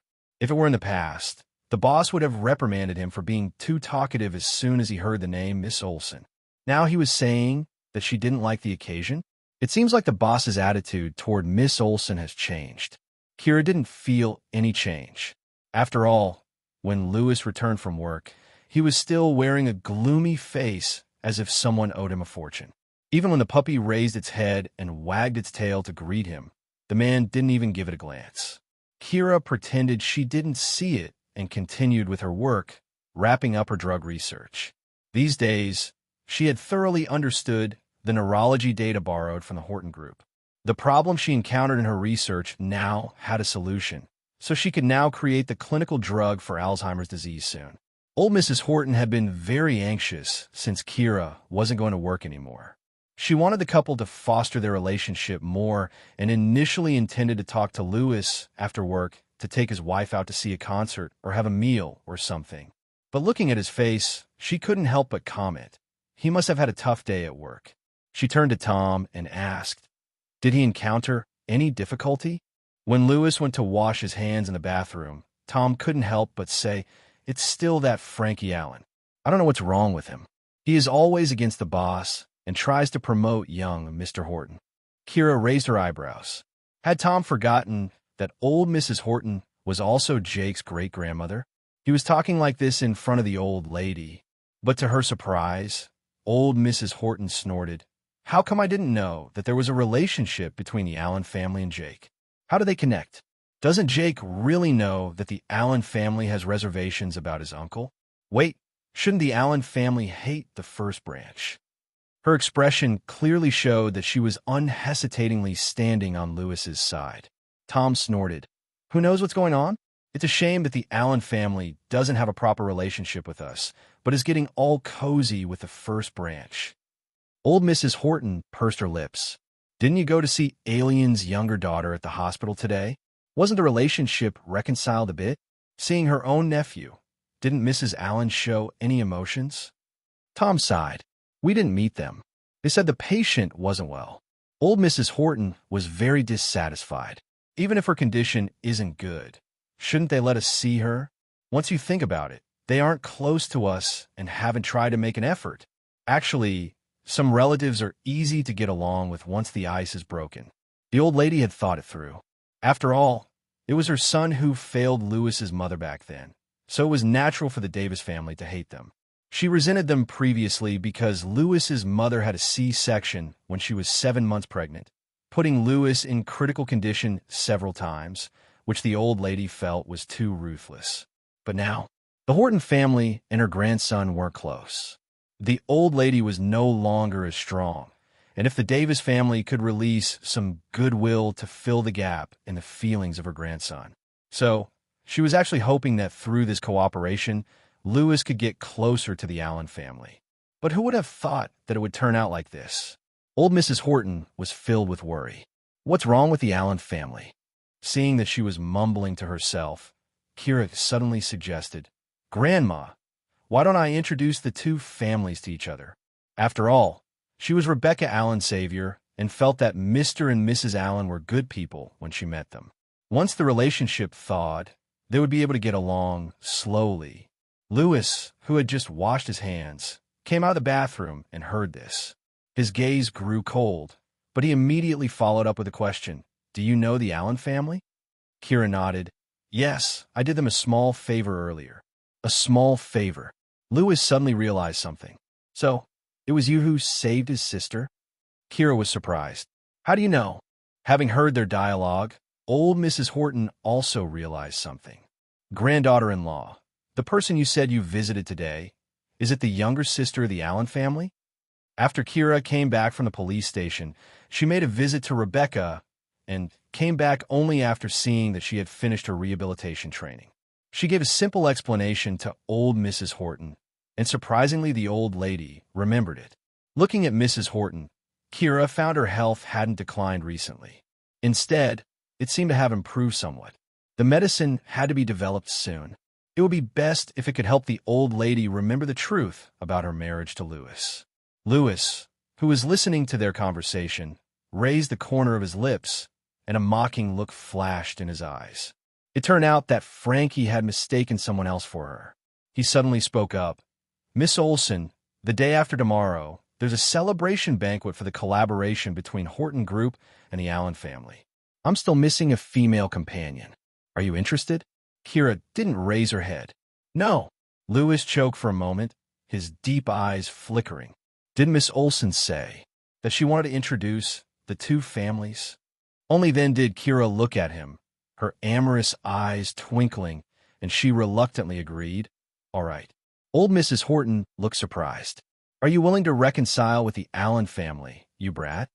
Lewis responded vaguely before changing the topic. "What did you eat for lunch today?" "I had rice, chicken soup, and celery." Tom, sitting next to them, couldn't help but glance at his boss. The boss had never shown a bit of intention to reconcile with his mother, whom he had never met. This time, he made it a point to keep everything professional, and thus the news of his disagreement with Frankie spread. But in fact, during this collaboration, Frankie had extended his goodwill multiple times, and the boss had never reciprocated, making it clear that he didn't want to have any relations beyond business with them. So, was his proposal just to make Kira his companion for the party? Tom showed a thoughtful expression. After dinner, Kira wanted to take her dog for a walk. She put the leash on the puppy and walked out the door. Tom was going downstairs to get some files, so he took the elevator with her. As they walked side by side, Tom suddenly smiled and asked, "Miss Olson, what sort of man do you like?" Although Miss Olson had a boyfriend who was anxious to get married, as long as they weren't married, the boss still had a chance. Tom had to help his boss find out, so it would be easier for him to snatch her away from her boyfriend. Upon hearing his words, Kira seemed slightly taken aback. Having watched Poppy, who was love-struck, refuse to leave the Olsen family since childhood, she was somewhat repulsed by the idea of love and marriage. That was why she chose to reject the pursuits of boys. She was afraid that after falling in love, she would lose herself. She had never thought about what her future partner might look like. But when Tom asked that question, the handsome face of Lewis was the first thing that came to her mind. Without thinking, she answered, "Handsome, about 6 feet tall, 75 kilograms in weight, with a deep and attractive voice, thoughtful, and particularly good at scolding people." Tom's eyes grew brighter as he listened. She might as well have just said his boss's name. Did Miss Olson and the boss have mutual feelings for each other? Noticing the expression on his face, Kira suddenly realized what she had said. Changing the direction of the conversation, she hastily added, amiable and warm, good at telling jokes, a kind man. Tom was dumbfounded. A warm, gentle man? That had nothing to do with his boss at all, right? He had always been known for being cold with a gloomy face. Seeing the change in his expression, Kira finally breathed a sigh of relief, her cheeks slightly flushed. Annoyed at the slow pace of the puppy, she bent down to pick it up and descended the stairs quickly. Tom sighed, feeling that Lewis had no hope. He turned around to go back to the ward, but froze when he saw Lewis standing behind him. The corridor lights were somewhat dim, and half of the man's face was in shadow, making him look rather lonely. Apparently, he had heard all of the conversation between Tom and Kira. Tom cleared his throat and innocently scratched his head. Well, boss, you could try smiling more at Miss Olson. You talk too much. Lewis scolded as he passed Tom, descending the stairs quickly. It was already dark outside. Under the streetlight, Kira was crouching and caressing the dog. She bent her head, looking at the puppy. Her usual sharpness was gone, replaced by a touch of tenderness. Lewis slowly walked over to her. Feeling his shadow, she raised her head. The moment she looked his way, Lewis moved the corner of his mouth, raising a smile he believed was gentle. However, Kira got up and looked at him warily. Mr. Horton, is your mouth twitching? Lewis was speechless. Slowly withdrawing his smile, he saw her obviously relieved expression. He was rather embarrassed. He took a deep breath and said, Grandma asked me to accompany you to walk the dog. Okay. The clumsy puppy ran toward the park, with him closely following behind. A cold wind blew, and Kira shivered. The temperature had dropped sharply that day, and she wasn't prepared for it. Just as she was rubbing her arms and thinking about returning to the room soon, a large warm coat was suddenly placed on her shoulders. Kira stiffened. She slowly turned her head to see Lewis standing there, wearing a shirt. His gaze was fixed elsewhere, looking somewhat awkward. Kira smiled. Thanks. You're welcome, Lewis said indifferently. I'm mainly afraid that if you catch a cold, you'll infect Grandma. Kira couldn't help but laugh quietly. She thought this man was really tough. Just as they stood there awkwardly, a voice suddenly came. Mr. Horton? When Kira turned her head, she saw Frankie standing in the park, looking gloomy at her sight. Kira was perplexed. Lewis stepped forward, blocking Kira. What's the matter? Can we talk in private? Frankie took another long look at Kira and walked to the side. He didn't look too happy. Just after returning to the ward, he heard that his sister was quite concerned about the first time she asked for help and was told by a passerby that an infatuated woman should die. Even during the surgery, his sister had lost the will to live because of this. He was very angry. When Lewis came over, Frankie asked with a frown, What's your relationship with this Miss Olson? Lewis coldly replied, Mr. Allen, this has nothing to do with you. Frankie took a deep breath. Anyway, you're my aunt's son. Seeing that you and her seem to be more than casual acquaintances, I felt I should remind you to keep your eyes open.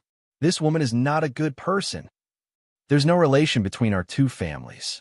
Mr. Allen, you don't need to worry about me.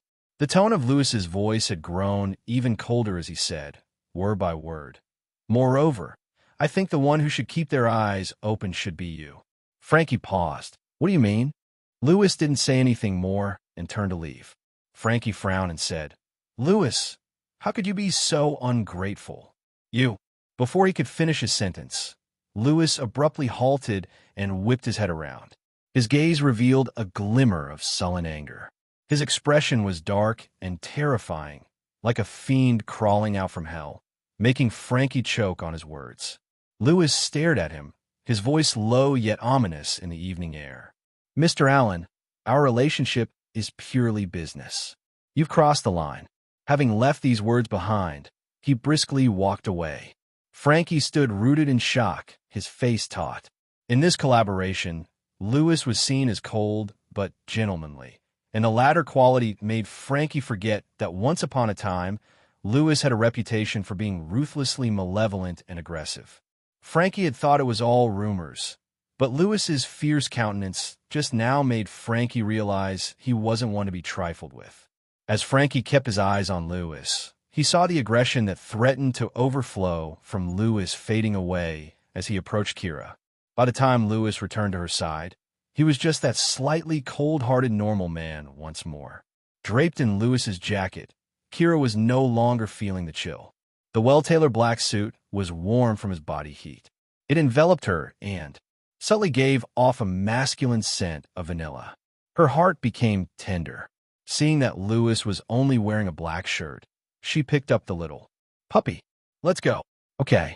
It was the following morning. Lewis had gone to work. Kira was basking in the warmth of the sunlight from her spot on the sofa, finally wrapping up the research on Alzheimer's disease. After sending the email to the overseas biopharmaceutical research base, she stood up and stretched. She picked up her phone, only to find a WhatsApp message from Rebecca. "Miss Olson, do you have time tomorrow night? Can you come to see me?"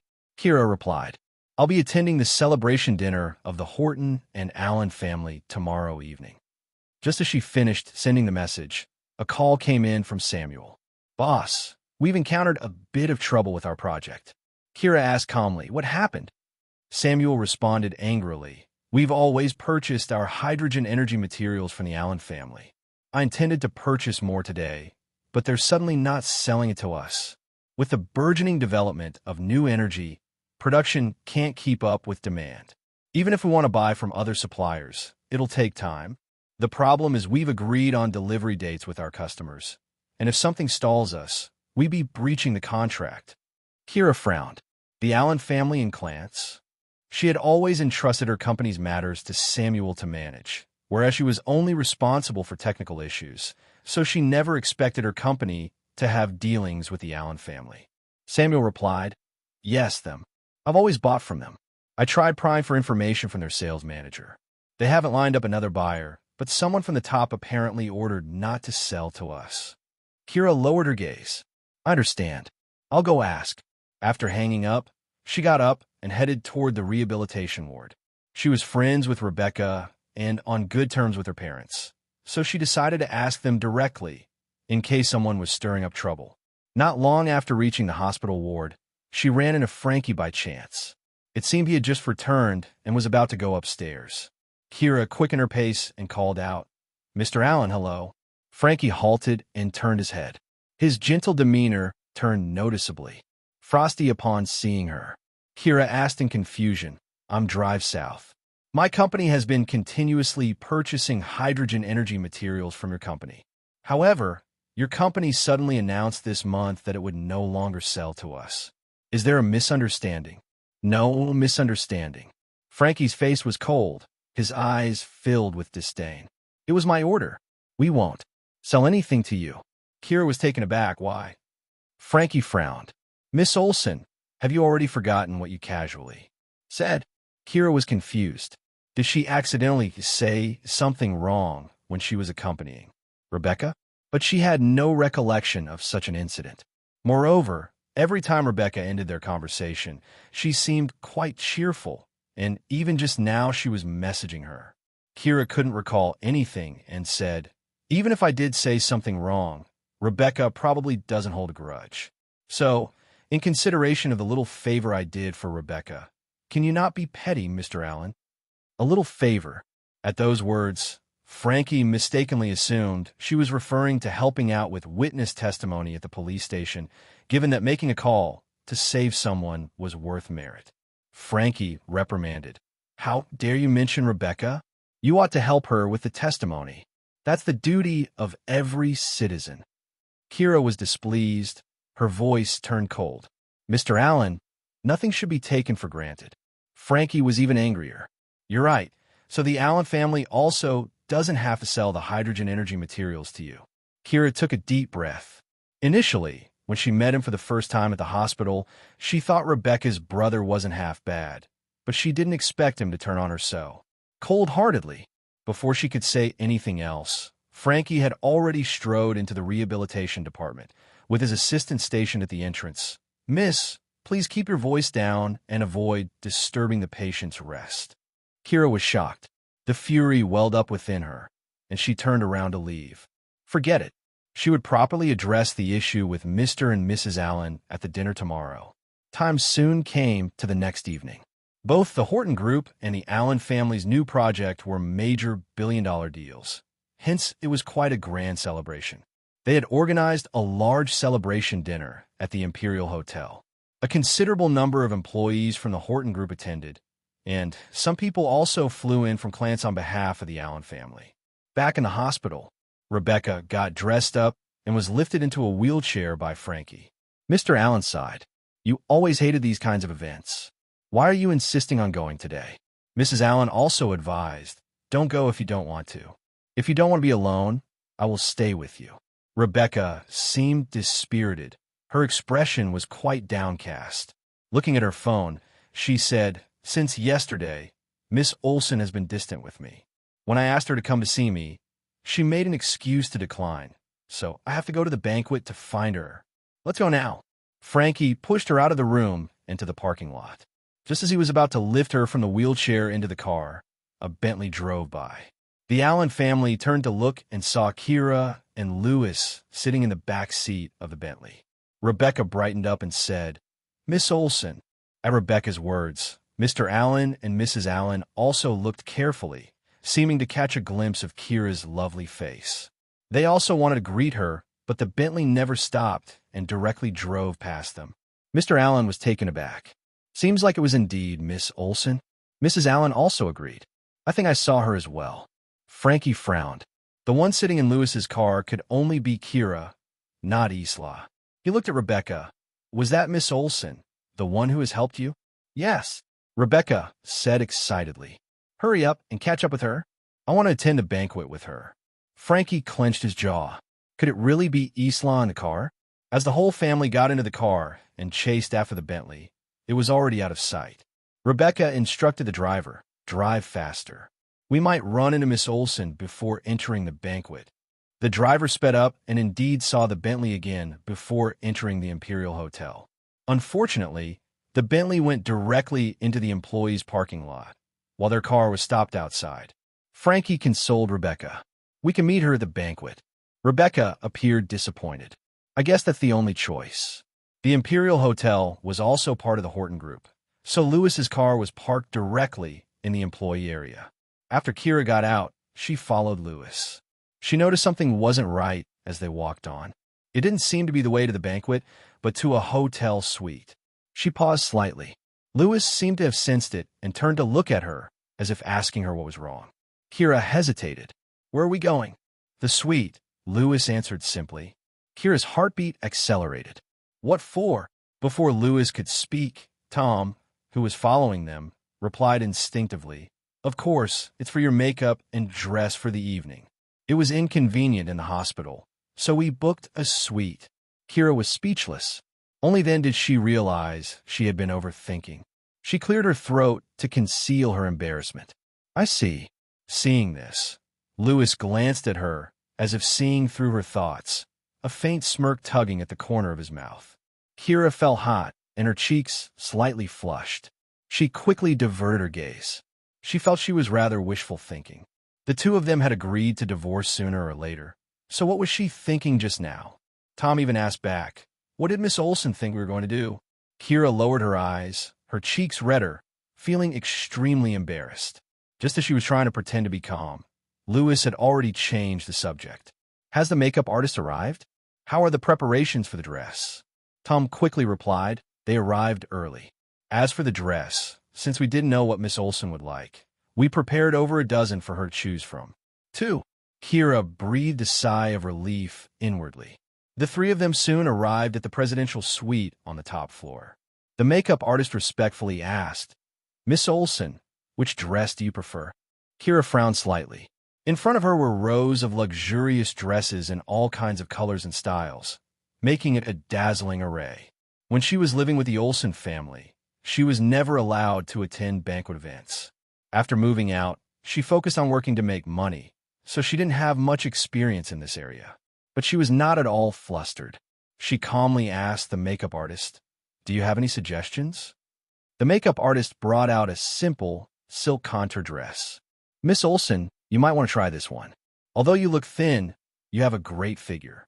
Wearing this one will surely make you the center of attention. Kira nodded. Let's go with this one.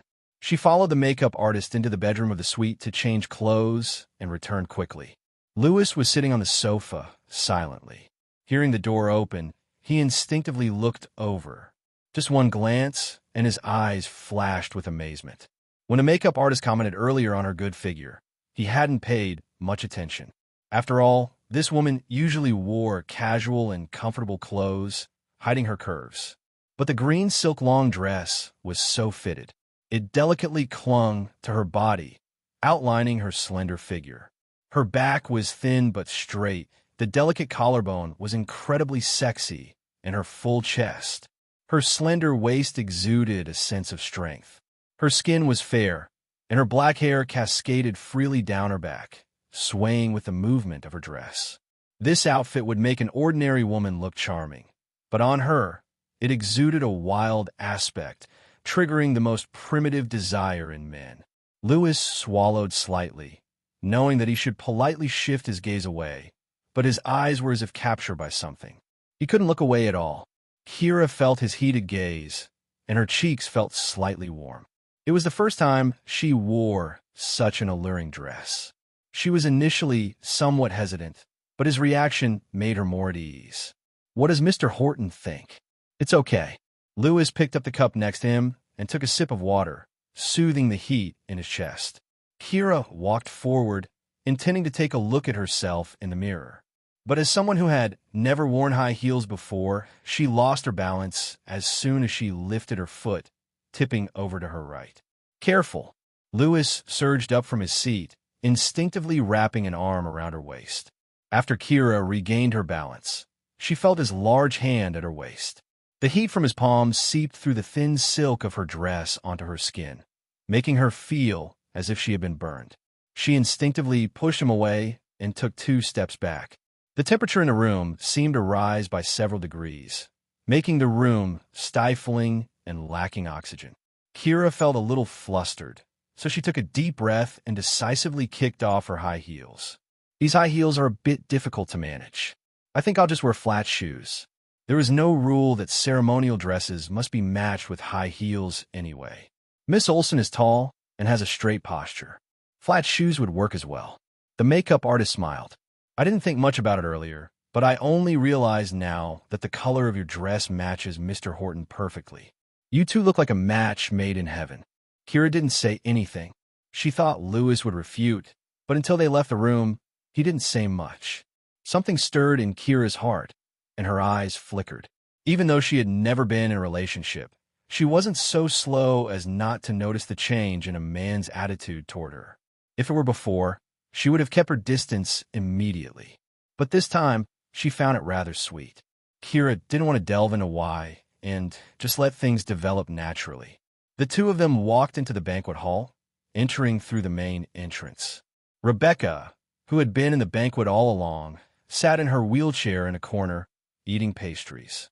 Frankie, standing beside her, held a glass of champagne. Rebecca looked around. Where's Miss Olsen? Why hasn't she arrived yet? Just. Ocean Ion is the home ground of the Horton Group. Thus, as soon as Louis entered, the executives swarmed toward him. Louis exchanged pleasantries with them, his peripheral vision darting to Kira, who had slipped away quietly and distanced herself from him as soon as they entered. Kira had slid through the crowd like an eel and hidden herself in the snack area nearby, where she finally stood upright and began to help herself to some food. She thought she was hidden in the corner, oblivious to the fact that she had become the center of attention. Louis was lost in his thought. His hanging hand seemed to still feel the smooth and soft texture of her waist. He loosened his tie, only to hear the flattering remark from the person in front of him. Mr. Horton, didn't Mrs. Horton come along? You're hiding her too well. We should meet our First Lady at least one time.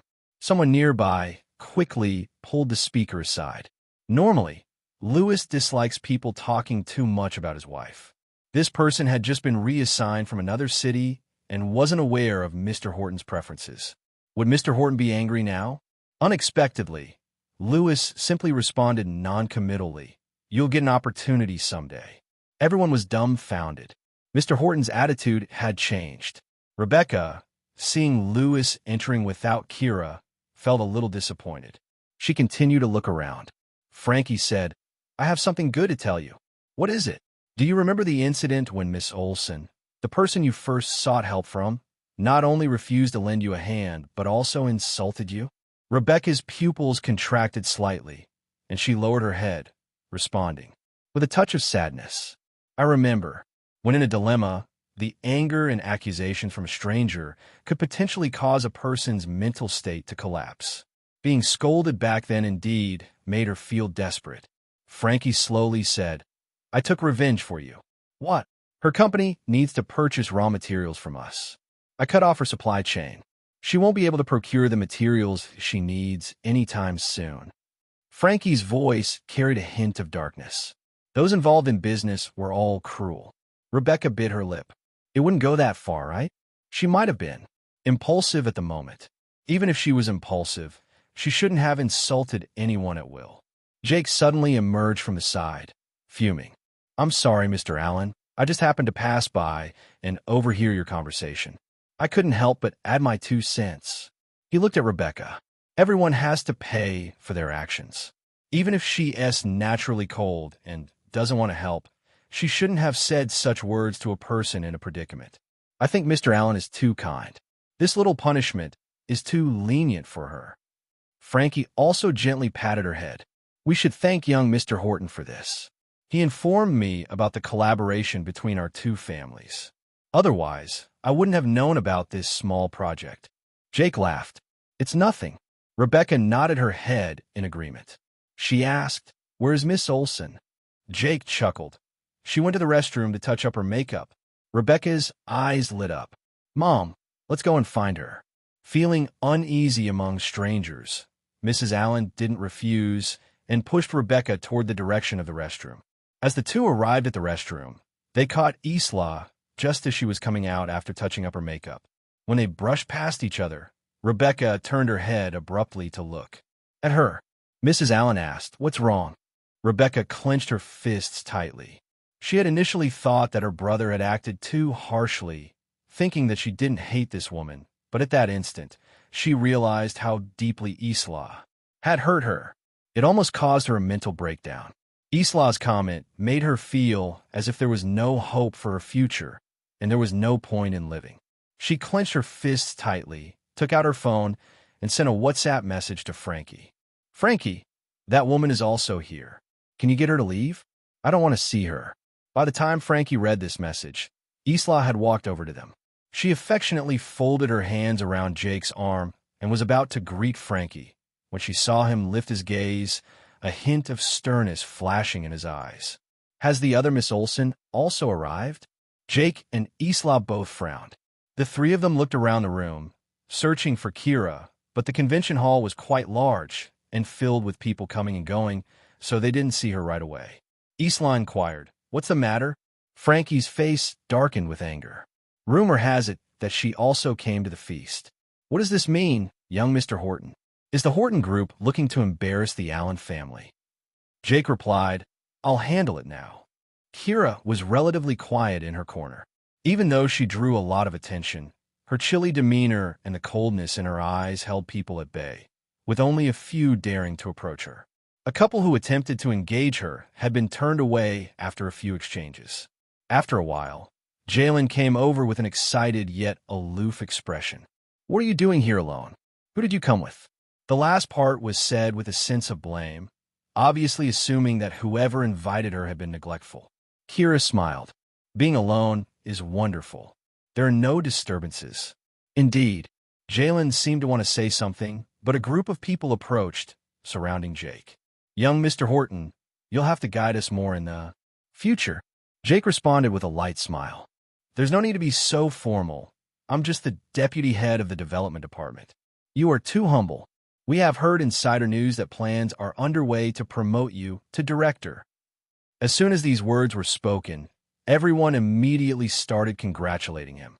Young Mr. Horton is so young and has already done so much for the group. Mr. Horton and Mr. Allen don't get along very well. They say this collaboration almost didn't happen. Thankfully, young Mr. Horton acted as the mediator. We just saw Mr. Allen and young Mr. Horton talking happily. Jake enjoyed this kind of atmosphere, raising the champagne glass in his hand. Don't say that. The project was initiated by my uncle. Mr. Horton indeed has abilities, but he's somewhat aloof. If he could be half as amiable as you, all discussions would be smoother. Yes, yes, our group and the enterprises and clans have always been unable to establish a connection. If Mr. Allen could introduce us, the future development scope of our group could be broader. Hearing their words, Jalen sneered. This Jake, I don't know what he used to win over Mr. Allen's favor. He's been acting all high and mighty in the company these past few days. After that, he said in frustration, my cousin is the most stubborn person. Although it's him who has some connections with the Allen family, he refuses to talk properly. It would be great if I could meet someone from the Allen family. If he doesn't want to establish a relationship, I can do it for him to prevent Jake from slandering him behind his back. Listening to his words, Kira glanced around and caught sight of Mr. Allen, who was talking to Frankie. She said, let's go. I'll introduce you to the Allen family. Kira came to this banquet intending to reconcile Lewis and the Allen family. But now, after some serious thought, she realized that the possibility was quite small. Lewis, who seemed cool and gentlemanly, was actually very considerate and gentle. Whether it was during their time in the hospital or just now, when they were changing into banquet attire, he always managed to make her feel comfortable with his attention to detail. If a man like him wanted to reconcile with the Allen family, he would subtly ensure that they had a good impression of him. So, in truth, it wasn't that he wouldn't reconcile with the Allen family, but rather that he wouldn't reconcile with his biological mother. Although Kira didn't understand why he tricked her into coming to the banquet, if Lewis was unwilling to let go, helping Jalen to connect with the Allen family would at least improve their situation within the company. Of course, Lewis might not care about any of this at all. Jalen was taken aback by her words. You know the Allen family? Yes, I've done them a small favor. As Kira said this, she prepared to walk toward the Allens, who were standing in another corner of the banquet hall. But suddenly music filled the venue. The celebratory banquet's classic event, the dance, had begun. The attendees, standing in the middle of the hall, consciously moved to the sides, clearing the dance floor. Kira stopped in her tracks, deciding to wait till the dance was over. People began to look for dance partners. Someone approached her. Miss, may I have this dance? Tutu. Not far away, Lewis was sitting on a sofa, chatting with a few corporate executives. Someone tentatively asked, Mr. Horton, the dance has begun. Aren't you going to join? Lewis declined casually. I'd rather not. Mr. Horton, you're so faithful to Mrs. Horton. How proud of you. What an example you set for us. Everyone teased him in good humor. Hearing the mention of Mrs. Horton, Lewis's gaze shifted toward Kira's corner, and on seeing what was going on there, his face stiffened. He noticed several men surrounding her, inviting her to dance. More men were hungrily watching from afar. Most of them were promising, unmarried employees from the Horton Group. Lewis suddenly stood up and, after a brief apology, strode toward Kira. As he approached, he heard her repeatedly declining invitations. I'm sorry, I don't dance. Some men, perceiving a soft refusal, would depart gracefully while others, the thick-skinned ones, would press on. That's all right. I can teach you. Not interested. Are you uninterested in dancing? Or are you uninterested in me? You need to choose someone out of all of us to avoid a constant stream of invitations. Tutu. Kira was getting annoyed by the harassment and simply said, I already have a dance partner. The man wouldn't back off. Who? Me. A low, magnetic voice suddenly came from behind, making everyone turn to look. Lewis was standing there. Those men were taken aback. Mr. Horton. Lewis didn't acknowledge them, but walked directly to Kira. Sorry for keeping you waiting. Once they saw Lewis approach Kira, the men surrounding her immediately dispersed, leaving the corner quiet again. Then, an excited cheer resonated through the hall. Kira turned to look and saw Jake holding Isla's hand, leading her onto the stage. Jake, having recently graduated, had an infectious youthful energy about him. Isla was wearing a pink evening gown, blushing bashfully. After they stepped onto the stage, Instead of starting to dance, Jake stepped back and took a microphone. Isla, I'd like to tell you something with so many witnesses here today. Isla's eyes sparkled tenderly, and her sweet smile made her glow. Jake said, to be honest, I was blindsided by some distractions during university, and I never noticed you. But after spending time with you recently, I've discovered your kindness and cuteness, as well as your gentle and considerate way of treating others. Your hard work bridged the gap between Mr. Allen and me, and our relationship has improved and this pleasant collaboration has happened. Once he finished speaking, those around them started talking. I knew there was a good reason for the close relationship between young Mr. Horton and Mr. Allen. Turns out it's thanks to Miss Olson's efforts. That's how we should do business. We should be broad-minded and moving beyond the grudges from older generations that are frankly unnecessary. I heard Miss Olson's mother, Mrs. Olson, is from Clance. I bet Miss Olson couldn't only connect us with Mr. Allen, but could also create a partnership with the Davis family from Clance in the future. 2-2. All these compliments reached Isla's ears, which made her look pleasantly surprised.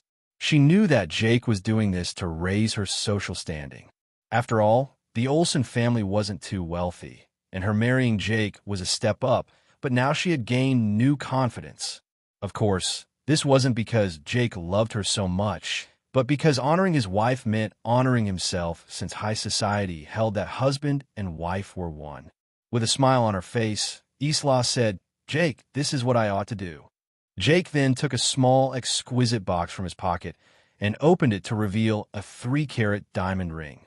He knelt on one knee and held up the ring. Isla, will you marry me? Isla instinctively covered her mouth, her eyes welling up with tears. Marry him. Marry him. Miss Olson and young Mr. Horton are truly a match made in heaven. A divine marriage. They're indeed a perfect pair. With everyone's encouragement, Isla, overjoyed, extended her hand, and the 3-carat ring was finally on her finger. What a satisfactory sight. Once the ring was on, the couple embraced and initiated the first dance of the evening. Although many more people joined in the dance later on, the spotlight of the banquet had already been taken by Jake and Isla. Kira arched her eyebrow at Lewis. Maybe we should skip the dance, so as not to seem like Lewis was envious of his nephew's popularity. Jalen, who had been standing to one side, grumbled unhappily. Jake certainly knows how to pick his moments.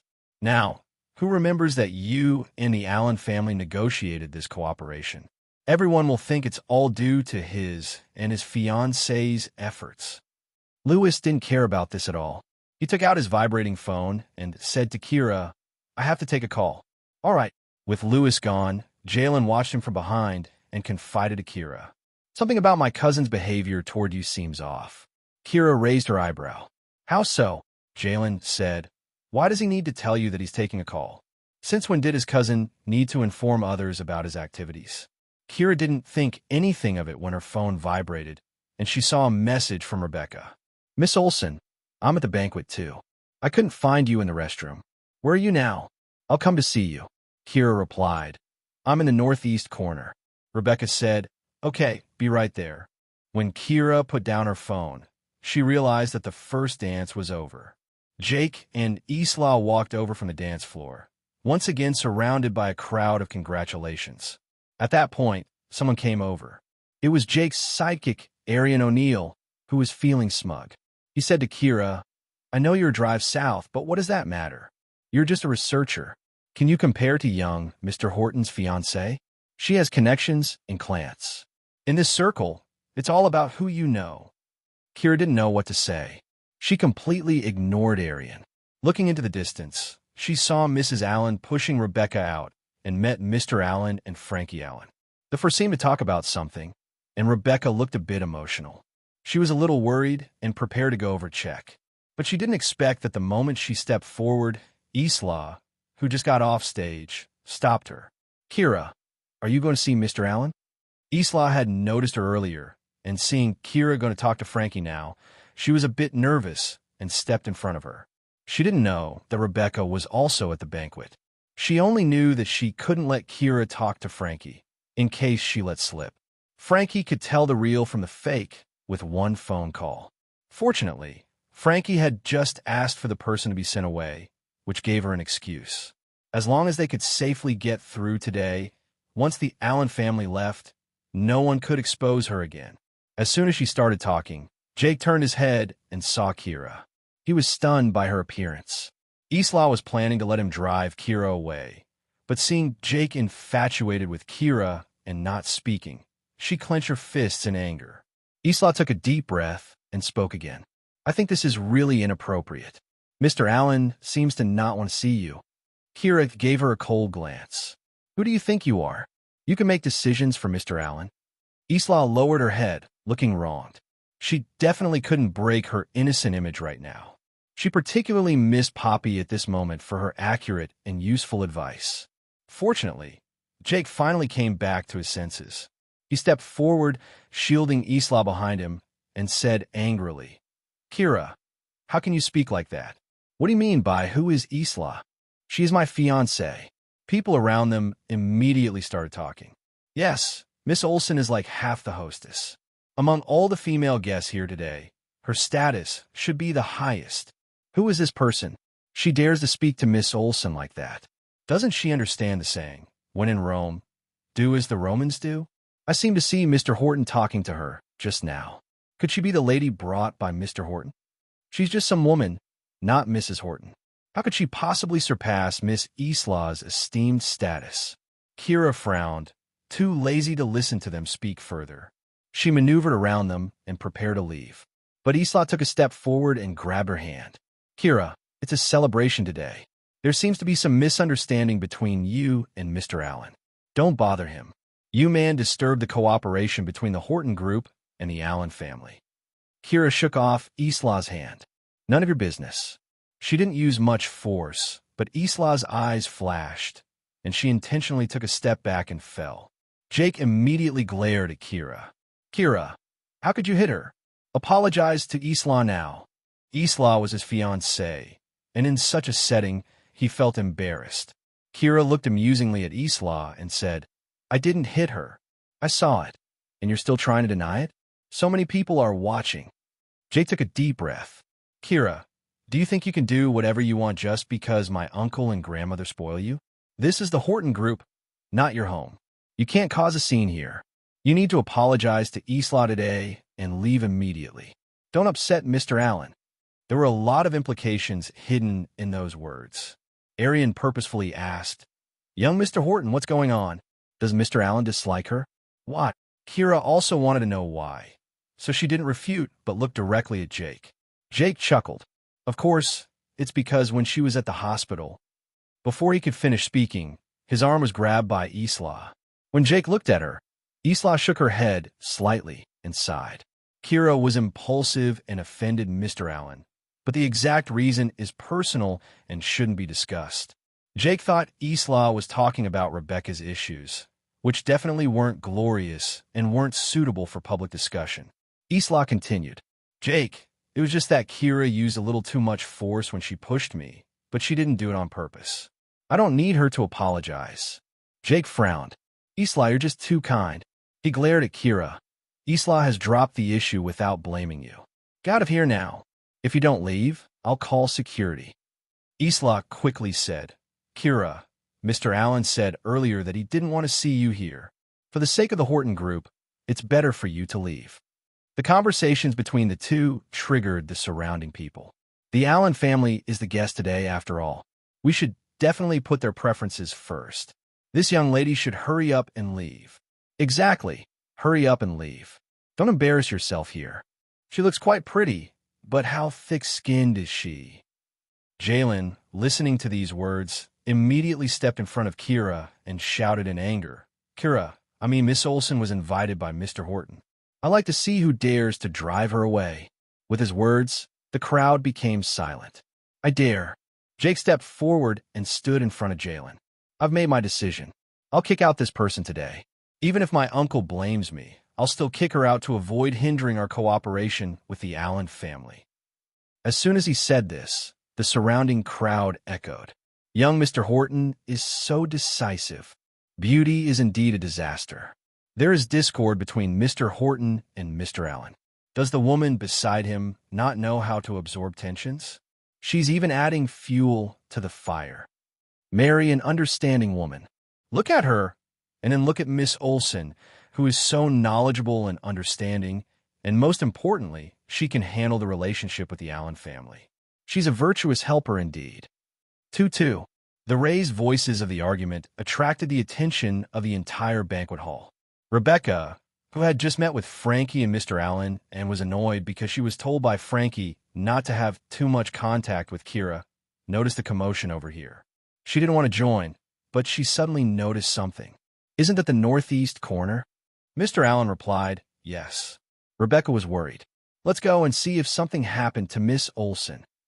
Mr. Allen unconsciously looked at Frankie's expression. Frankie took a deep breath. Seeing Rebecca's anxious look, he eventually nodded. And so, the four of them walked in this direction. Frankie was pushing Rebecca's wheelchair personally as the family of four arrived at the edge of the crowd. They didn't get too close, afraid that someone might accidentally bump into Rebecca, so they stopped a short distance away, where they could vaguely hear the conversation taking place. Kira was surrounded by a few people from the Horton group, blocking her from their view. Everyone was in suits, and the women were in formal attire, so they couldn't immediately spot her. Only through the conversation of the surrounding people did they get a vague understanding of the details. Frankie said, "It seems Miss Olson is helping to drive that woman away. Rebecca, you should stay hidden for now." That woman. Rebecca nodded, but she wasn't willing to move further away.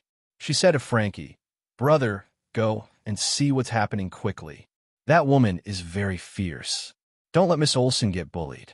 I'll wait for you here." Frankie then left his parents to look after Rebecca as he squeezed through the crowd, walking toward Jake and Kira. As the surrounding people saw him, they respectfully greeted him. "Hello, Mr. Allen." Jake also said immediately, "Mr. Allen, don't worry. I'll drive this woman away immediately, so you guys won't be bothered." He stopped being polite and directly commanded Arian, "Go call security." Frankie, keeping in mind his sister's instructions, first looked at Isla. Seeing her holding her own wrist, he frowned immediately. "Miss Olson, are you hurt?" Once his sister saw this, she would definitely feel upset. When Isla saw him showing such concern for her, she was overjoyed but still replied modestly, "Just a minor injury." Kira didn't mean it. However, Frankie's frown deepened. That woman dared to hit someone. He gave Kira a disgusted look and harshly said, "Don't you want to purchase raw materials from the Allen family? I can sell it to you, provided that you kneel and apologize to Miss Olson immediately, knocking your head on the ground 3 times. Frankie didn't like Isla, so he obviously wouldn't stand up for her over such a minor incident. But he didn't want the situation to escalate and become widely known, since he couldn't hold this woman accountable for her slanders against his sister in the past. Now that he had finally caught hold of an opportunity, he used this as an excuse to ruthlessly punish her on his sister's behalf. It was to make her pay the price for her malicious words. Kira narrowed her eyes. This Frankie was pushing his luck. Jalen was also enraged. "Mr. Allen, whatever grudges you hold, to resort to such humiliation is too much." Jake also felt it was a bit over the top, so he couldn't help but say, "Mr. Allen, Isla has already let it go. After all, they're sisters." But Frankie wasn't backing down. "I'm a person that places importance on the principle of the matter, and I don't have as generous a heart as Miss Olson." He was staring directly at Kira, his face expressionless. "Believe it or not, if you can't satisfy me, I can make it so you can't buy raw materials within the country. Your little company will go bankrupt." Originally, he wanted to stall for time and delay their delivery, causing them to lose some compensation money. But now he wanted to go all out. It would be a matter of minutes for a large corporation like the Allen family, which had existed for several generations, to crush Kira's small company. It would be too easy. Kira stared at him. Allen was very gentle and polite to her when they first met. She really couldn't understand why his attitude suddenly changed drastically. Did this man think she could only purchase raw materials domestically? Kira tensed her jaw, sneering, and just as she was about to say something, the frosty voice of Lewis rang out. Is Mr. Allen really that capable? He had gone out to make a call and was finally back. As soon as he walked through the door, he saw Frankie and Kira confronting each other. So he strode over to Kira and stood between her and Frankie. Frankie stared at him. Mr. Horton, kindly refrain from interfering in the matter between us. But Lewis replied indifferently. What if I insist on interfering? Frankie wouldn't back off, and his expression darkened. In that case, I need to reconsider the partnership between the Horton and Allen families. When these words came out, it alarmed the people from the Horton group. Jake quickly added, Uncle, you can't switch the company's interests for a woman. Arian echoed, Right, Mr. Horton. Jake and his fiancée have put in a lot of effort to maintain a good relationship with the Allen family. Even if you don't want to improve the relationship, how could you pull us down? Hearing this, the other executives of the Horton group murmured in agreement, although they dared not speak out loud. Seeing this, Frankie calmly explained, This woman has once caused my sister unbearable pain with a few sentences, so I have to teach her a lesson. Mr. Horton, are you determined to be enemies with the Allen family? Frankie never wanted to confront Lewis. Given Islah's intervention, he had even been considerate toward Jake by not breaching Lewis's bottom line. But for his sister, he could disregard any consequences. Even if he would be reprimanded by his aunt when he went back to Clance, he wouldn't hesitate. The executives present couldn't resist starting to voice their opinions. Mr. Horton, since this lady was the first to hurt Miss Allen, then if Mr. Allen wants to vent his anger, he has the right. Right, we're guests after all. Mr. Horton, can't you consider the group's best interests? Tom, who was following Lewis, was getting a little anxious at this point. He muttered quietly, Boss, everyone is siding with Jake right now. If you keep up the strong attitude, I'm afraid you might provoke everyone's anger. Kira, who was standing behind Lewis and had been listening to their conversation all along, felt perplexed. She stepped forward and said, Mr. Allen, I really can't figure out how I actually hurt Rebecca. Why not ask her to come over? Whatever the issue is, we can discuss it face to face. Isla immediately replied, Kira, Miss Allen is a patient now, and it's inconvenient for her to be moved about. How can you ask her to come over?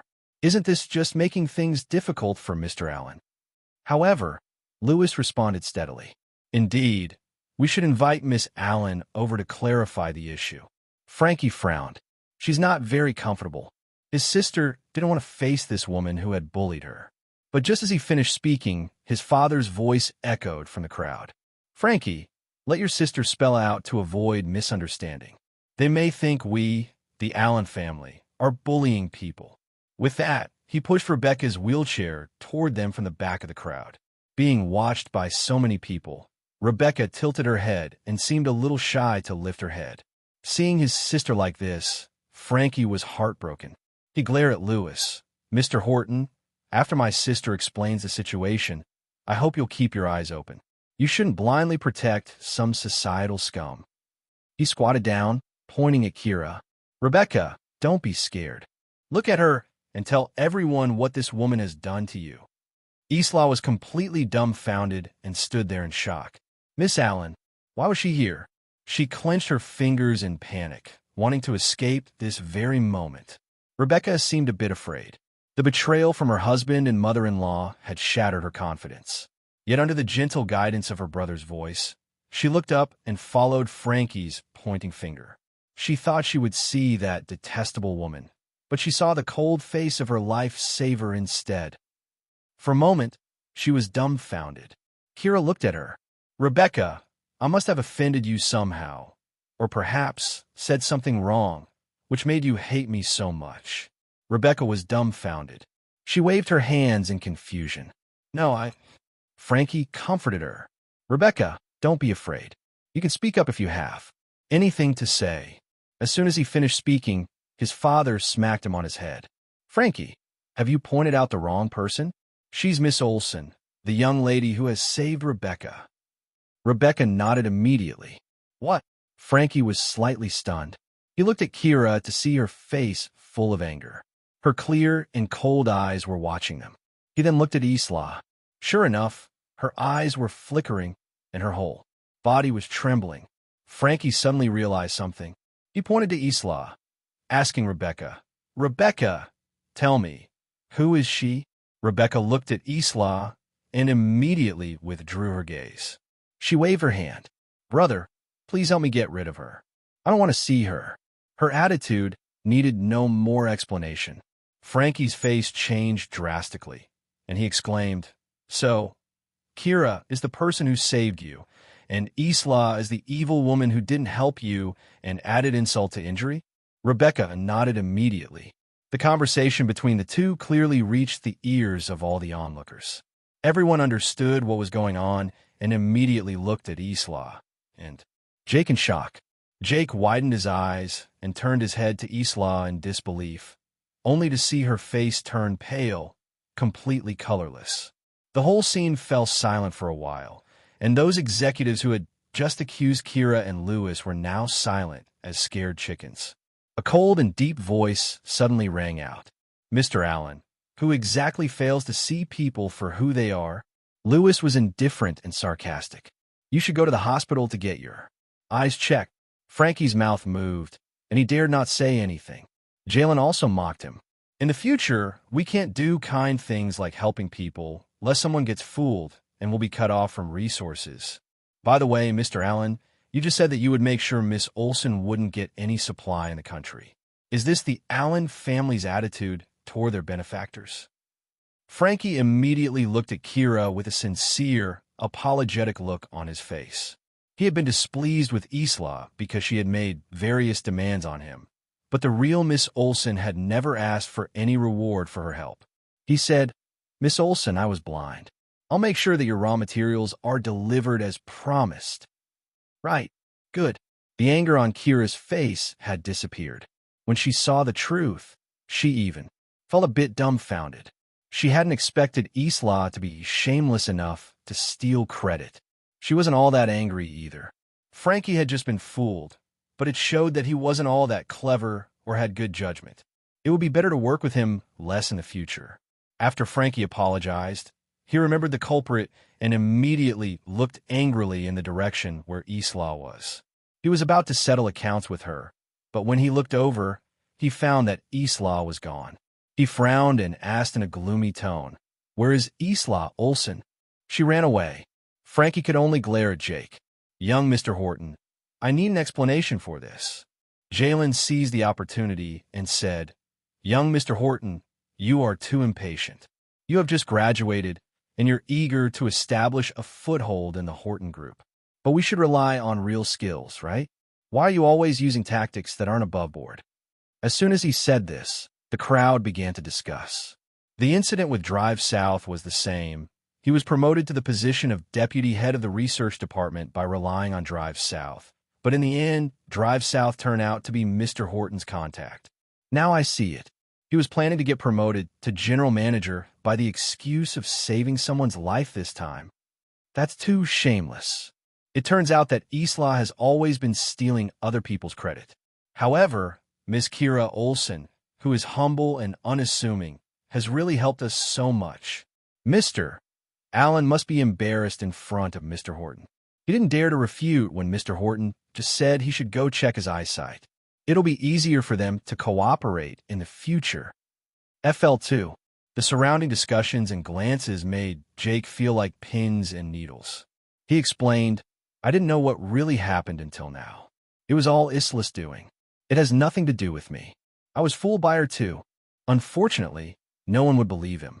After all, husband and wife were one, and they had just announced their engagement so proudly. Frankie took a deep breath and looked at Lewis. "Mr. Horton, I withdraw the suggestion I gave you when signing the contract and demand that the project cooperation between the Allen and Horton families exclude young Mr. Horton." Lewis remained unperturbed. "Okay." He glanced at the people around him and said, "The proposal to promote Jake to the director of the project department will be canceled, and his position as deputy general manager of the R&D department will be revoked. Any objections?" The crowd shook their heads. Jake felt as if he was slapped fiercely on his face. He clenched his fist, wished to dig a hole and hide in it, and finally left in humiliation. "Miss Olson," Rebecca quietly called out and came to Kira. Tears were welling up in her eyes. My brother is so stupid. He even mistook you for that woman. He also said that he had avenged me. Did he do something bad to you? Kira glanced at Frankie and saw that even though he was pretending to be calm, his restless hands didn't know where to place, revealing his nervousness. She smiled faintly and said no. Rebecca immediately sighed with relief. That's really great then. Frankie was slightly stunned, and the look in his eyes toward Kira had some gratitude. Immediately, his eyes flashed with a touch of grimness. He looked toward Lewis. Mr. Horton, where is that Isla Olsen staying? She did something wrong, and she has to pay the price. Lewis narrowed his eyes and nodded to Tom behind him. Help Mr. Allen out. Sure. On the other side, Kira lowered her head and was whispering with Rebecca. Mr. Allen was staring at Kira without blinking. Mrs. Allen nudged him. Hey, what are you doing? Mr. Alien's eyes lit up. I see. No wonder I always felt that Miss Olsen looked familiar. I know whose daughter she is. With that, he walked straight toward Kira. Miss Olsen, is your mother's surname South? Frankie came here to confront Isla, so he brought many bodyguards with him, all of whom had stern faces. As soon as they entered, they blocked the way and looked very menacing. Isla was terrified, her face white as a sheet. Tears welled up in her eyes, but she didn't dare to cry. Taylor had never seen such a scene before and was fiercely protecting Mrs. Olsen, looking flustered. Mrs. Olsen was usually in poor health, but she was the most composed at this moment. She frowned at the people in front of her, remaining unruffled throughout. After Mr. Allen called out her name, Mrs. Olsen was slightly startled. She looked at Mr. Allen and hesitated for a while before speaking. Mr. Allen? Mr. Allen nodded. Yes, it's me. He frowned and looked around. The Olsen family's background wasn't worth mentioning in his eyes. Therefore, he hesitated for a moment before saying, Back then, you and your sisters were sought after by many suitors and clans. How did you end up marrying into? Although he didn't finish the sentence, his disapproval was apparent. Taylor's expression changed slightly, revealing a hint of resentment. Mrs. Olsen, however, changed the topic by clearing her throat. Mr. Allen, what brings you to our place? Upon hearing this, Frankie angrily said, I'm here to hold Miss Isla accountable. Mr. Allen immediately reminded him, Frankie, Miss South is your elder. Please be more respectful. Choked by his words, Frankie could only calmly recount the events. After hearing that not only did Isla fail to help a girl in distress, but she also spewed out vicious words and hammered the nail on the girl's downfall, Jody immediately changed her demeanor. Upon hearing further that Isla impersonated Kira and claimed her credits, she clenched her fists tightly. She was slightly trembling with anger, and the medicine she took could no longer suppress her coughs.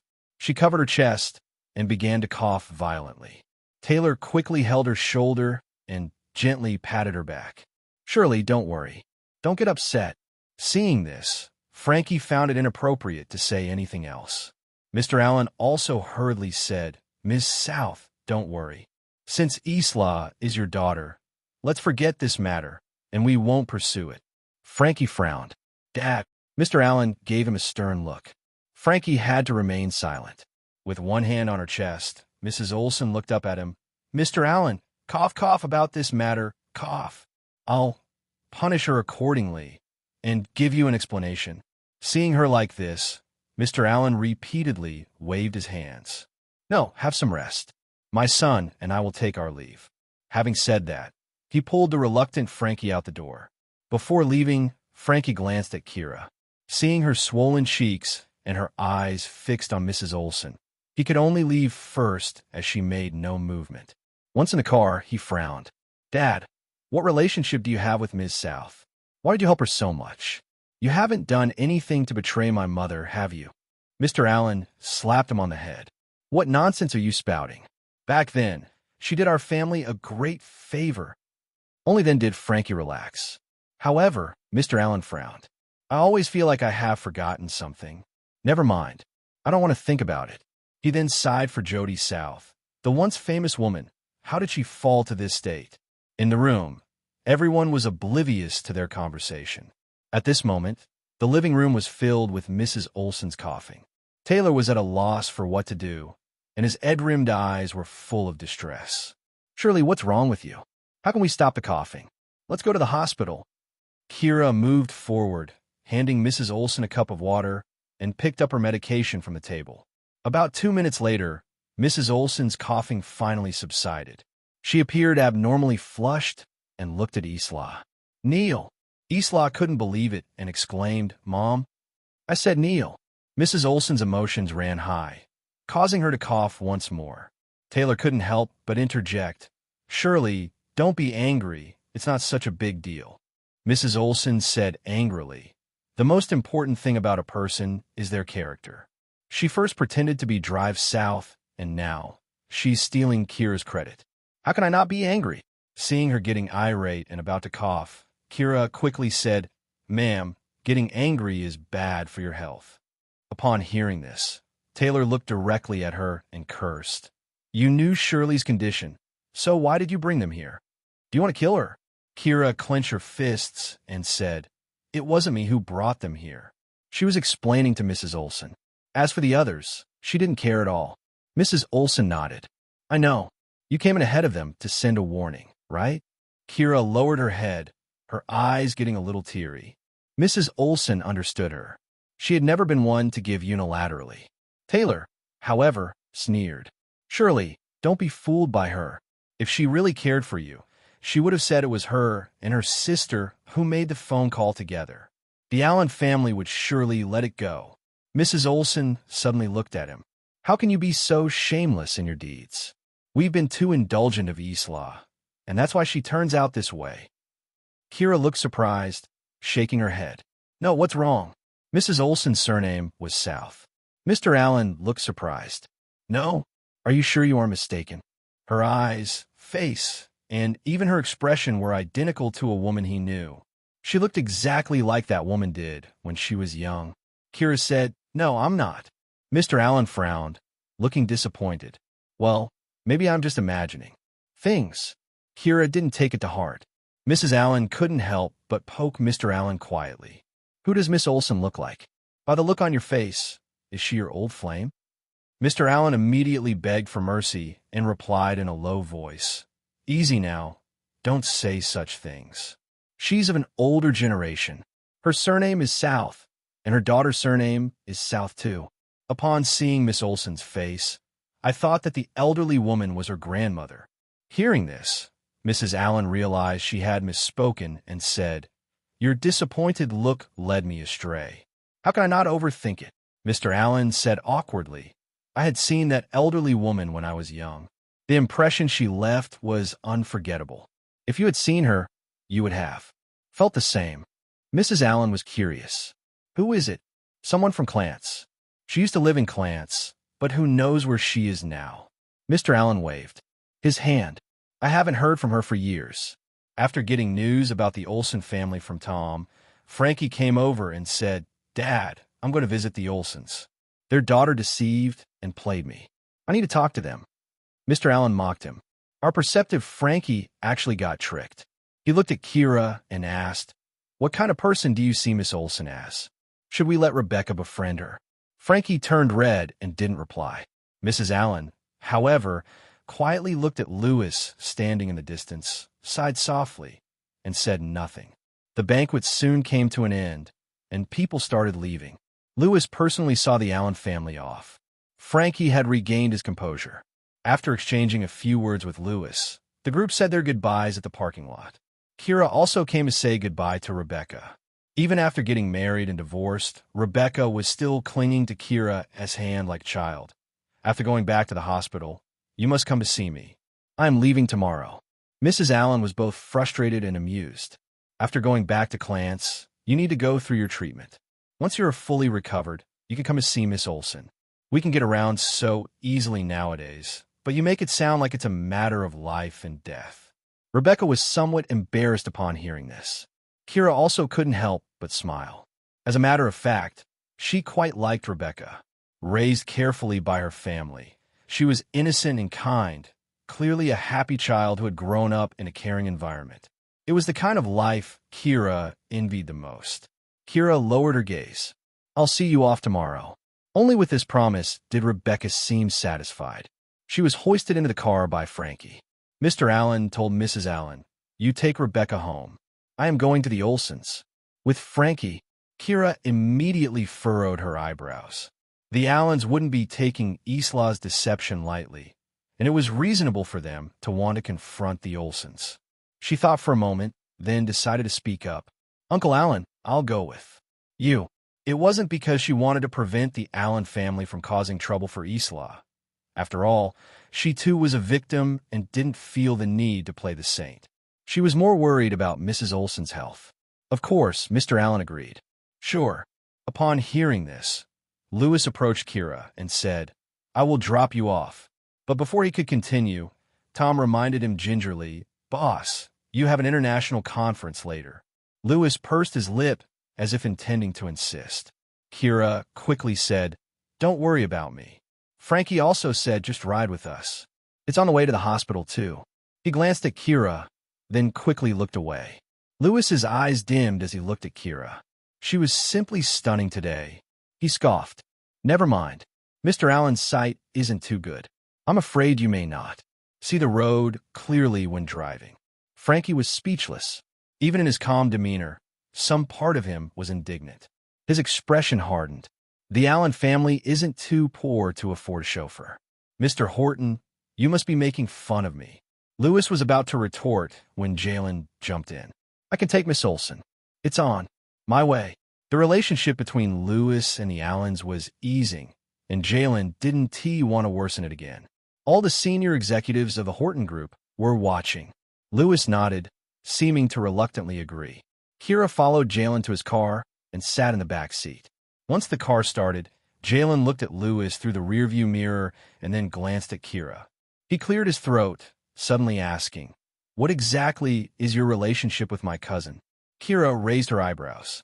Jalen hastily added, "I should warn you, my cousin is married. Even though I haven't met his wife, they have been married for 2 years and have always been close. You should be careful not to end up as the other woman." Kira didn't know what to say. She rubbed her chin, her face a blend of smile and seriousness. "So, do you know who his legal wife is?" "Who?" Kira blinked. "Me." "Tutu." Jalen laughed awkwardly. "Drive south, don't joke with me. His wife is studying abroad. It can't possibly be you." Kira didn't say anything more. They and the Allen family drove to the Olson residence. Upon getting out of the car, Kira stepped in first, hoping to give Mrs. Olson a heads up and prevent her from being taken aback by the Allen family's abrupt arrival. She hastened her steps, and as soon as she entered the living room, she was greeted with a slap across her face. Slap! Kira turned her head to the side, feeling a burning pain on her cheek.